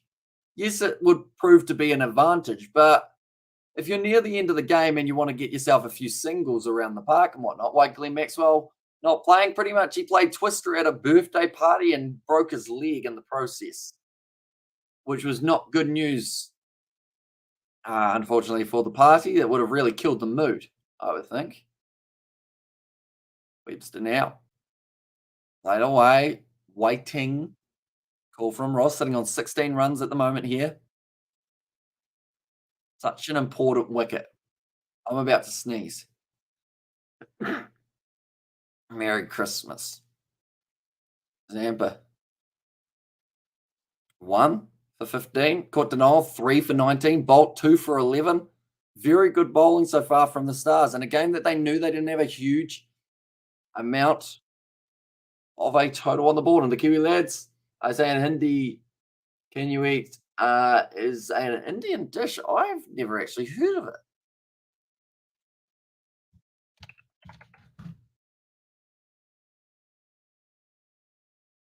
One moment, we'll go here. It says washroom that it translates to. Interesting. I'm intrigued. Go like this, go like this. It says it's Italian, but I don't think it is. And we go like that. Did you eat potty is what it translates to. Wow. That's incredible. The intelligence that took. So are we doing the comp? Are we the closest person to the runs scored gets 3 points, and the second gets 2 points? There gets 1 point. Not at this stage, Heath. We haven't quite fired that back up. We'll probably let the BBL go for a week or two before we get that back going. What's wrong with the scoreboard? It doesn't like me. There we go. Has now updated again. Right. Green is now going to have the strike. They've gone back to Luke Wood, the Englishman. Third over now that he's going to be bowling. But I wonder if he's going to get a final over in this one, or whether they maybe go Zampa near the end of the game. But with Alex Ross out there, you can't really afford to do that. So I think it's going to be Courtenay. No, Courtenay's finished his. So it's definitely going to be Bolt. We know that much. But it's the player who's alongside Bolt in those final overs. And that's good for you. I say in Hindi language, says AD. Yeah, no, but I translated it. You know, they've got this wonderful thing called Google Translate. So it's all good. Although changing it to that says eat tati. A nice costume. Says sports, thank you very much. I pretty much have ended up with this on because my arm disappears because of the green screen. I had to change it a little bit. And who you got, champion commentator? Says Elon. I think the Melbourne Stars have got the momentum here. They just keep on taking wickets consistently. And every time they think they're building a partnership, doesn't work out. That's a shot and a half, though, from Alex Ross. That's a nice one. Me and my mate are going to the Heath versus Canes at the Gabba. I convinced my dad to buy them. Says Heath. Now we have to get through a couple of games to see how many people show up regularly so we can have a competition in the first place, says Sebastian. Yeah. And to be fair, I did schedule this one quite late in the day, so some people may have not even known that the BBL was starting today. So we've got to allow some of those ones from last year. You know, we've got to allow the champions to defend their thrones, ones who were able to rank very nicely. But yeah, we will hopefully be able to get something like that going again. We whip to the lead side. Someone's got a noisy motorbike. Another single. Ross moves up to 23. I believe that's almost the leading run scorer. Or did they have? No, they had 24 from Jason Sanger. I said if they can have Ross bat all the way through, they have a good chance of winning this game, the Thunder. But if he doesn't, then they have a little bit of trouble. 42 needed from 38. I did not expect this game to go down to the wire. India versus Bangladesh tomorrow. Yeah, and also we have got there who got the wicket. Surely Mr. Trent, maybe small boy, huge muscles. I assume that is. So we've seen one from Adam Zampa. We have seen one from, three from Court Denial and two from Bolt. I believe that's all of them. And when it's too hot to play cricket on the pitch, you play it in the pool. Here's Heath there. It'll be all right, can't it? Or you try and play it on a water slide, which then causes a lot of damage when you slip over. Right.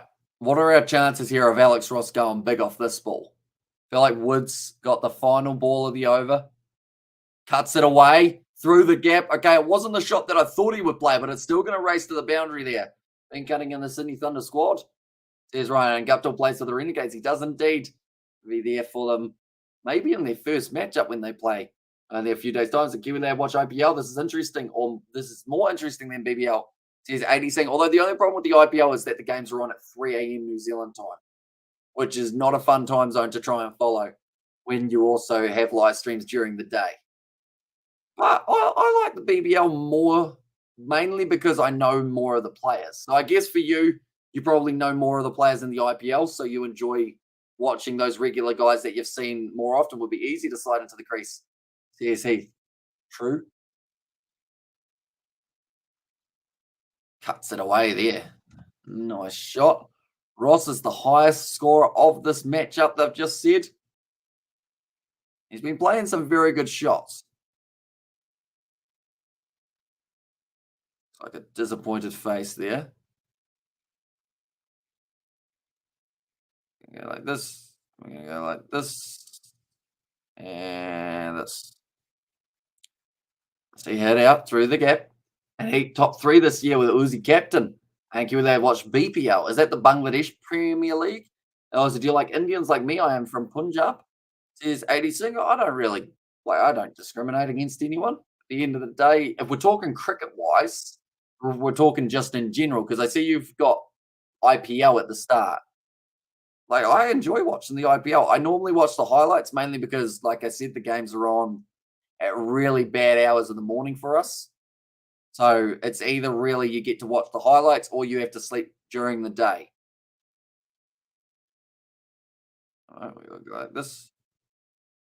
We will go like this. There we go. The odds still are interesting.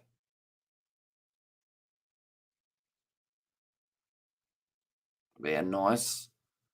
Single taken. 33 off 32 balls now. And yes, says Ryan there.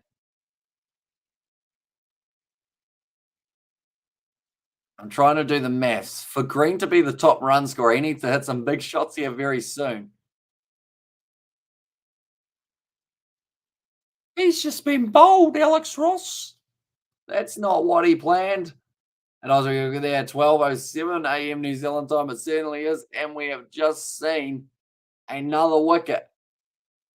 Like they've said, just as Alex Ross was getting settled, should still get the top runs in the innings. I think, it looks like it's cutting out, similar to what we saw for the sevens. Hopefully they do manage to keep it going. Celebrating that one big time there. Alex Ross, 28 off 27. Oh, he won't be celebrating. He's just streamed the Super Bowl. Only goes for 3 hours. When is the Super Bowl? If I thought the Super Bowl had already been. Is it just around the corner and it's gonna happen again?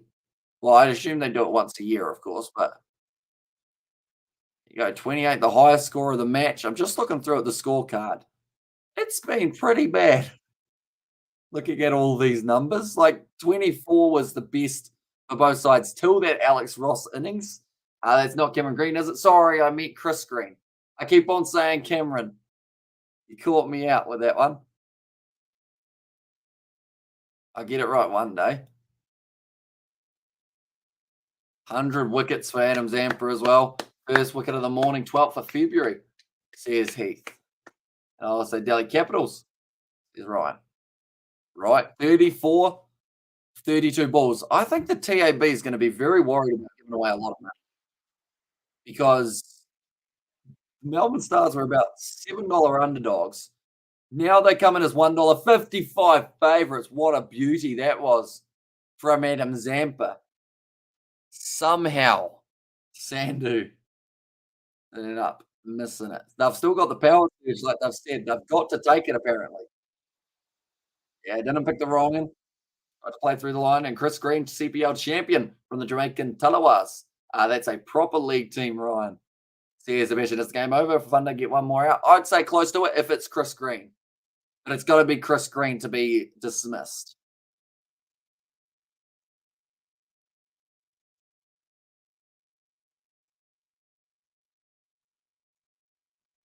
I think Adam Zampa thought there was a wicket there for some reason.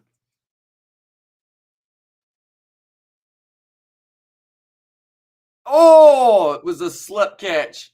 An opportunity. Put down though, and that's going to be 4 runs for Sandhu. This game's had a bit of everything. We've had miracle catches.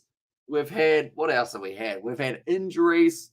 We have players playing with COVID. We've had golden ducks, plenty of them. We've had a low tally. We've had a hat-trick ball. BBL12, ladies and gentlemen. And Trent Bolt now coming back into the bowling attack.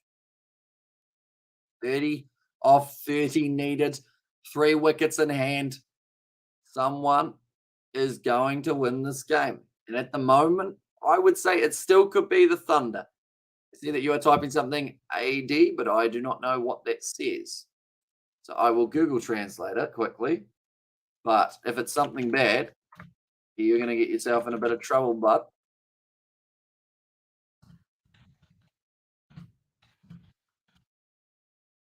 I didn't tell you stories is what you want me to say. Okay. Interesting. What stories were they? I enjoy a good story every once in a while. Michelle, good to see you, mate. Says Sebastian. Hello, Amish. Very nice looking. Santa Claus. Get up as well, says Michelle. Appreciate you being here. That's going to be 4 runs for Green. Oh, no. What a save. Hinchcliffe, I think, just saved that ball from racing to the boundary. That's great work by the substitute fielder. He didn't have to deal with the bother of actually batting. Put in some big, big strides and brilliantly done. Or did he? Oh. Did that foot touch? I think that's going to be all right. Did it brush the body?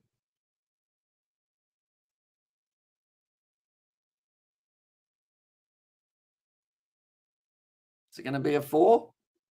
Can we let... Oh. Did it come off the knee or did it just change its direction? I think it's going to be given as 4, unfortunately. Even though I think he did get very close to stopping it. What do they decide? They ran 2. They've got to decide here. It's going to stay at 2. Nice shot from Green. Out to the man at deep cover.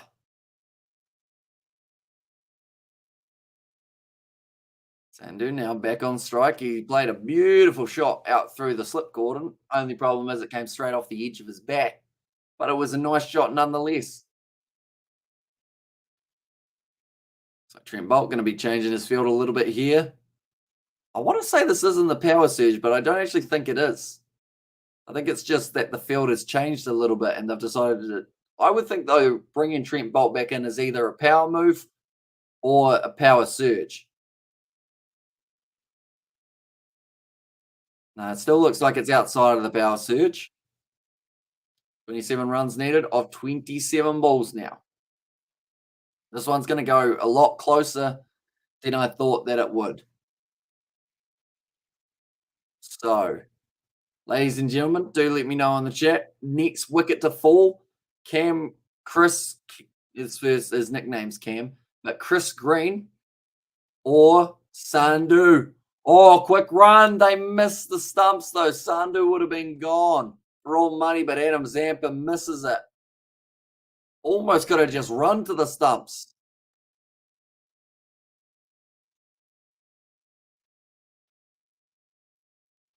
Adam Zampa, like they've said, because he hasn't fielded much in the ring in his career.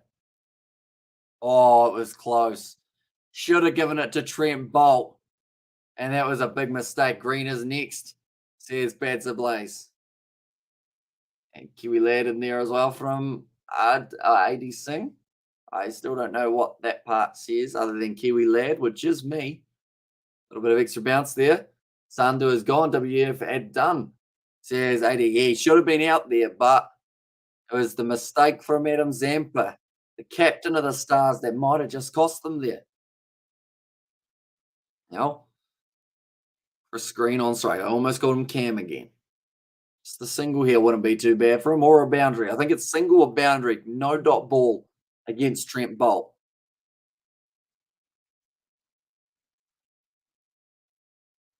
Short ball, slaps it away. Looks like it is just going to be the one. He'll retain the strike, and Green is gone next. Says Gauza there.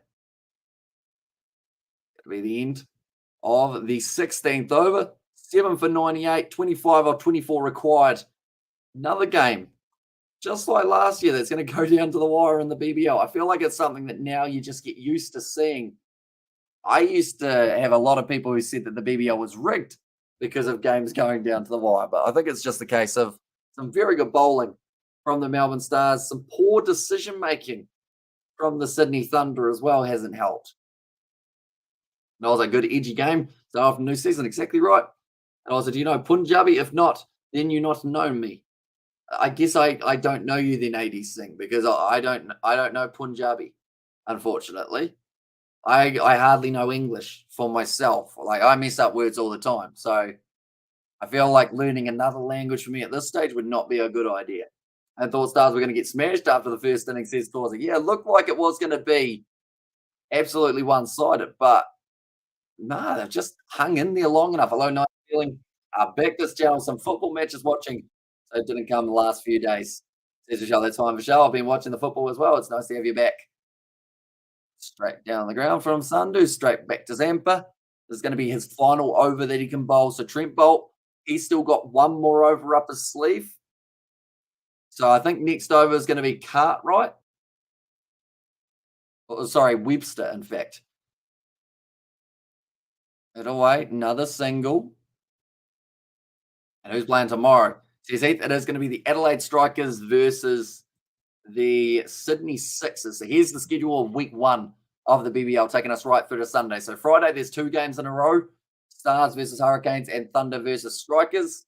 And then, tomorrow, Adelaide Strikers versus the Sixers. Heat versus Renegades on the Thursday. And then 1 game on Saturday, 1 game on Sunday. Drag down a little bit. Green takes another single there.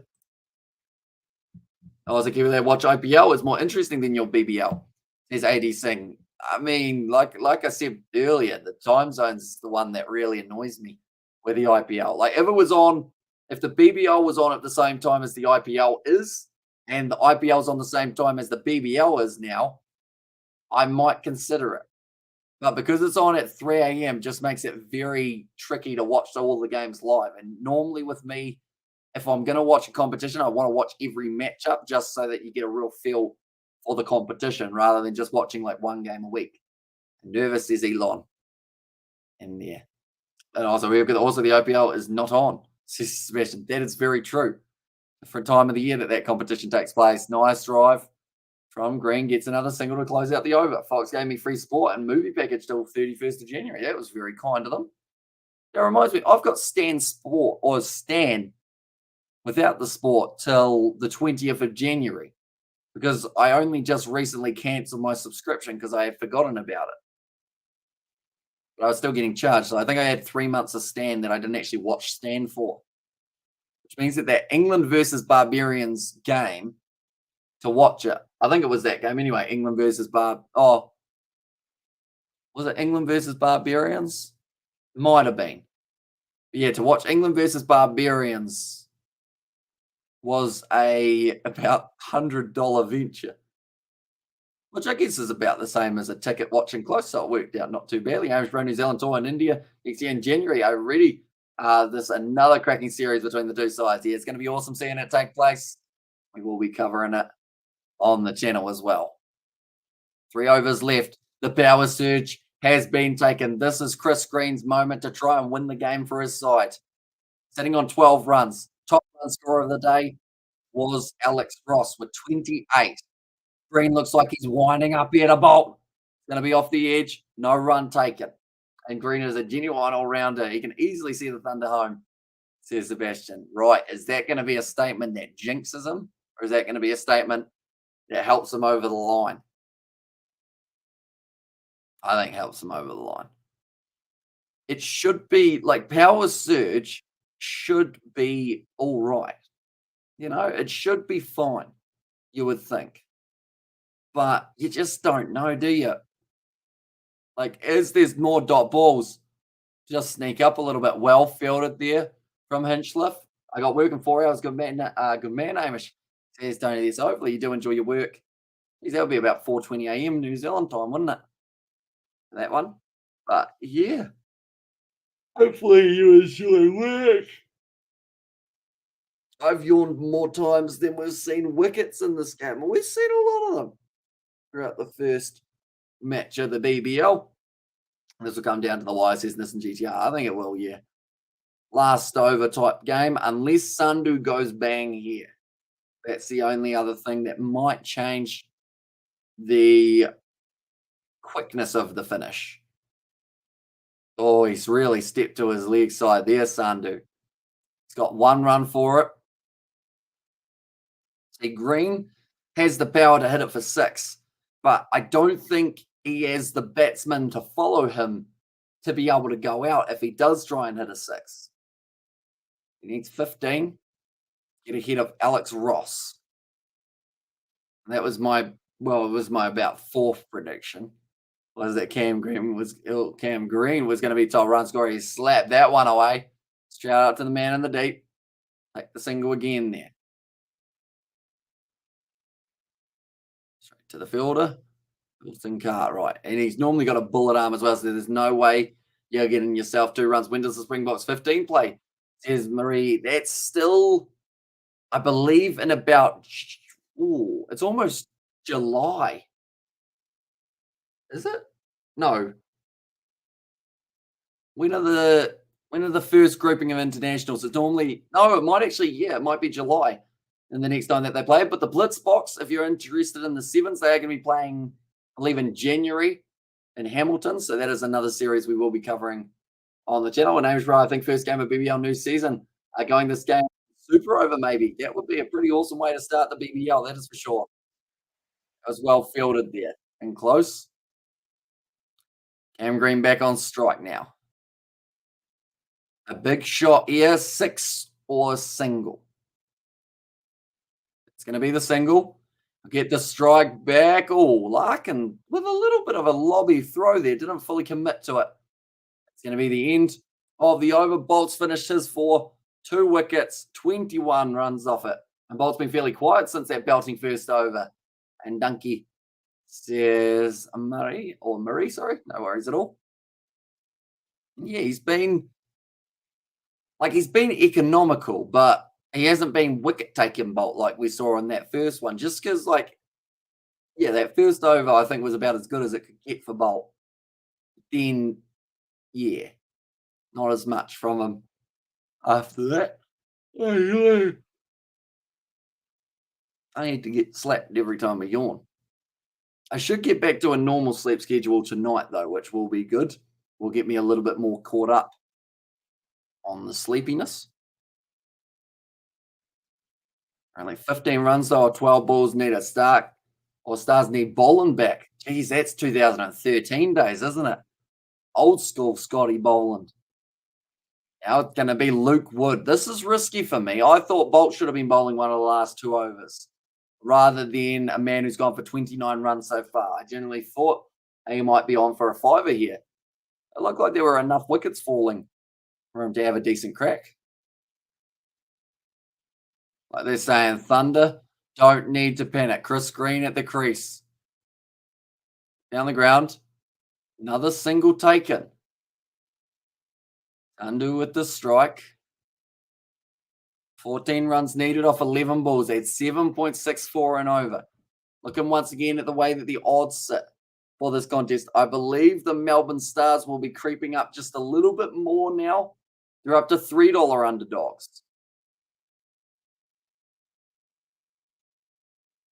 Under $1.33 favourites. Oh, the one boundary does it, yeah. Pretty much one boundary makes it a run a ball, doesn't it? That is why Adam Zampa's just taking a little bit more time. Get the field set. How's Xmas preparation at your house? Share some experience on some fun between preparation. We haven't really done too much of it. To be honest, I know that we bought a turkey yesterday. So that's now in the freezer. But other than that, we haven't actually got the Christmas tree up yet. And we're having Christmas tea here, so we probably should do that soon. So that will go in that back corner of the lounge over that way. But I'm still in my corner. I'll probably have to clean up big time for Christmas. But we've got the live stream on Christmas Eve taking place between, I think, who plays on Christmas Eve? It might be the Hobart Hurricanes. I think it's a 5:30 p.m. kickoff or start time for the match.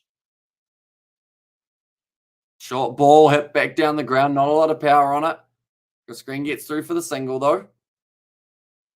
12 runs needed off 9 balls. One ball can change this matchup, ladies and gentlemen, between the two sides. Sandu, 10 off 10. He's doing his job. Green, a little bit slower, sitting on 17 off 19. But like you said earlier on, Sebastian, one big shot ends this game. A one wicket might end it the other way. Sandu. What's he going to do here? He winds up, misses the ball. And that's going to be a dot, a very useful dot. 12 runs off 8 balls now. This one, I think this ball's either boundary or wicket. Those are your two options at this point in time.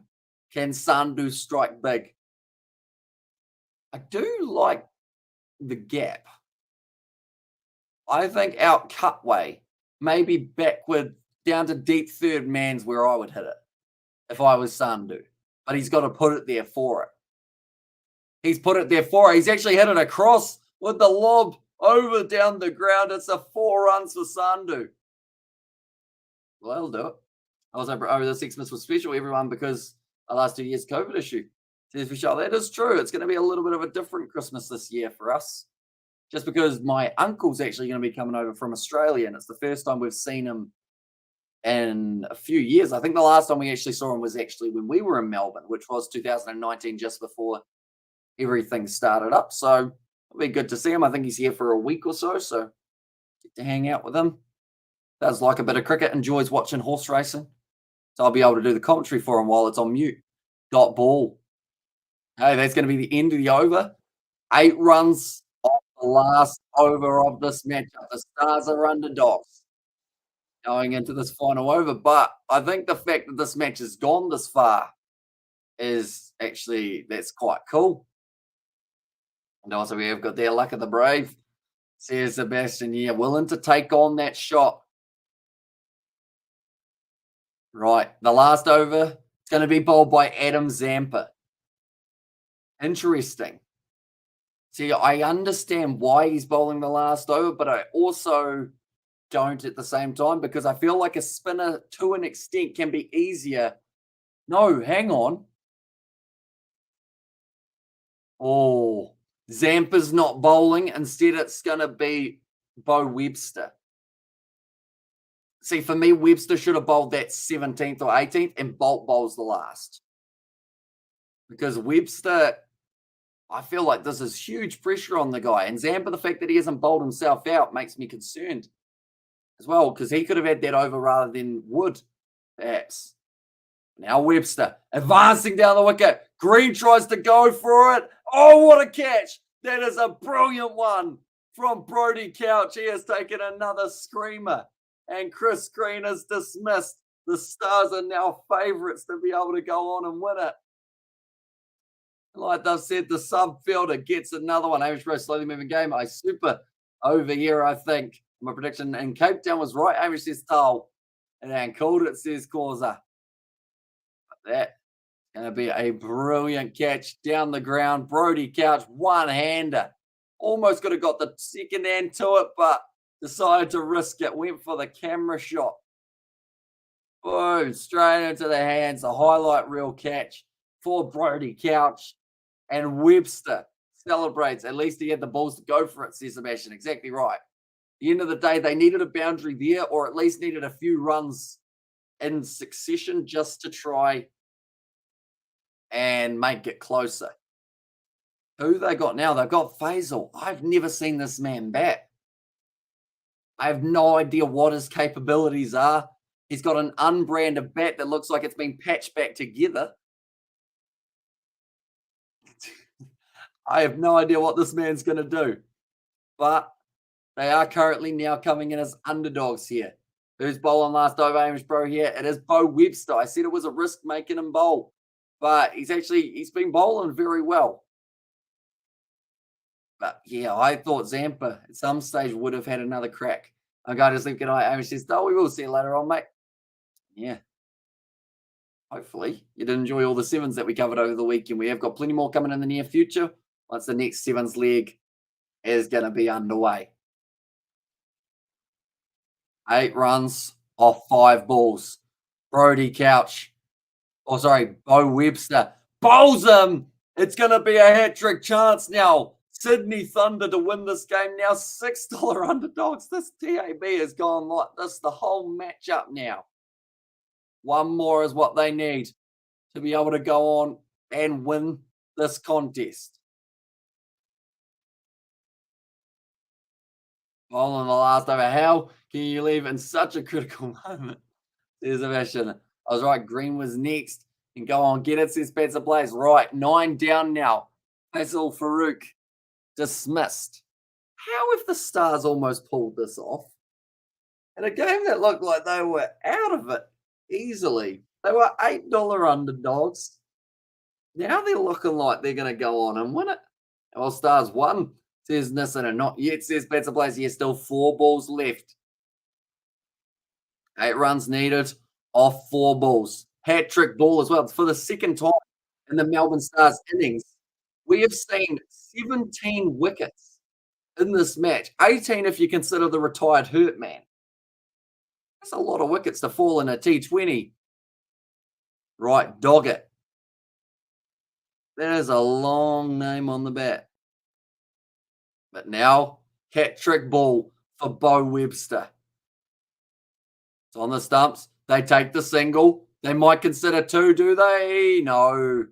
Not willing to take it on. Sandhu has the strike. The crowd wanted 2 runs. I think that's sensible, though, from the Sydney Thunder. Because at the end of the day, Sandhu at least has 14 runs off 13.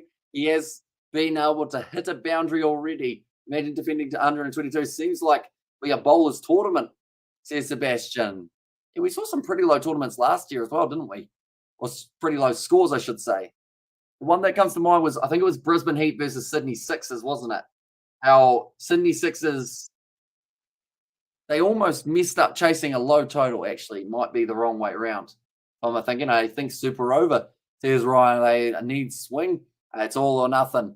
Says Pads ablaze. Bo Webster bowling to Sandhu. Winds up. Smacks it hard. It's in the gap for 6.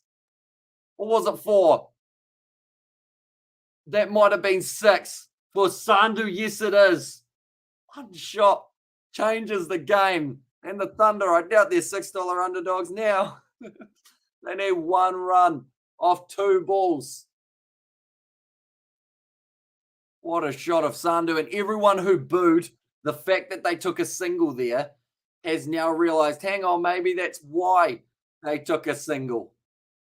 Right, Melbourne Stars $31 underdogs now at this point. That's pretty much saying it is all or nothing. Maybe I was wrong, says Nissan. Says third umpire, it's a 6. What does that mean? It means that the scores are level. They need 1 run off 2 deliveries to win this match. Moment, Zampa wondering what he's going to do here. Game over for Melbourne now. Says Michelle. Yeah, it seems like maybe just a little bit too much has just happened in that one ball. Game changer. Adam Zampa and Marcus Stoinis, his buddy, will be very upset. Is this game, they bowled well enough to win it. They had them 9 down. Oh, hang on. I was about to say, I've just had the realization they're 9 down here. A wicket here will make it a super over. So this is not over yet because, yes, 1 run wins it for the Thunder, but 1 wicket wins it for the Stars. What is the tactic here if you are Adam Zampa? Where do you tell Webster to bowl? Type of delivery does he have up his sleeve here? You can see Zampa's already aged 5 years from being captain in this match. Right. Sandhu tries that at third gap. Oh, it doesn't carry. It's going to be a dot ball now.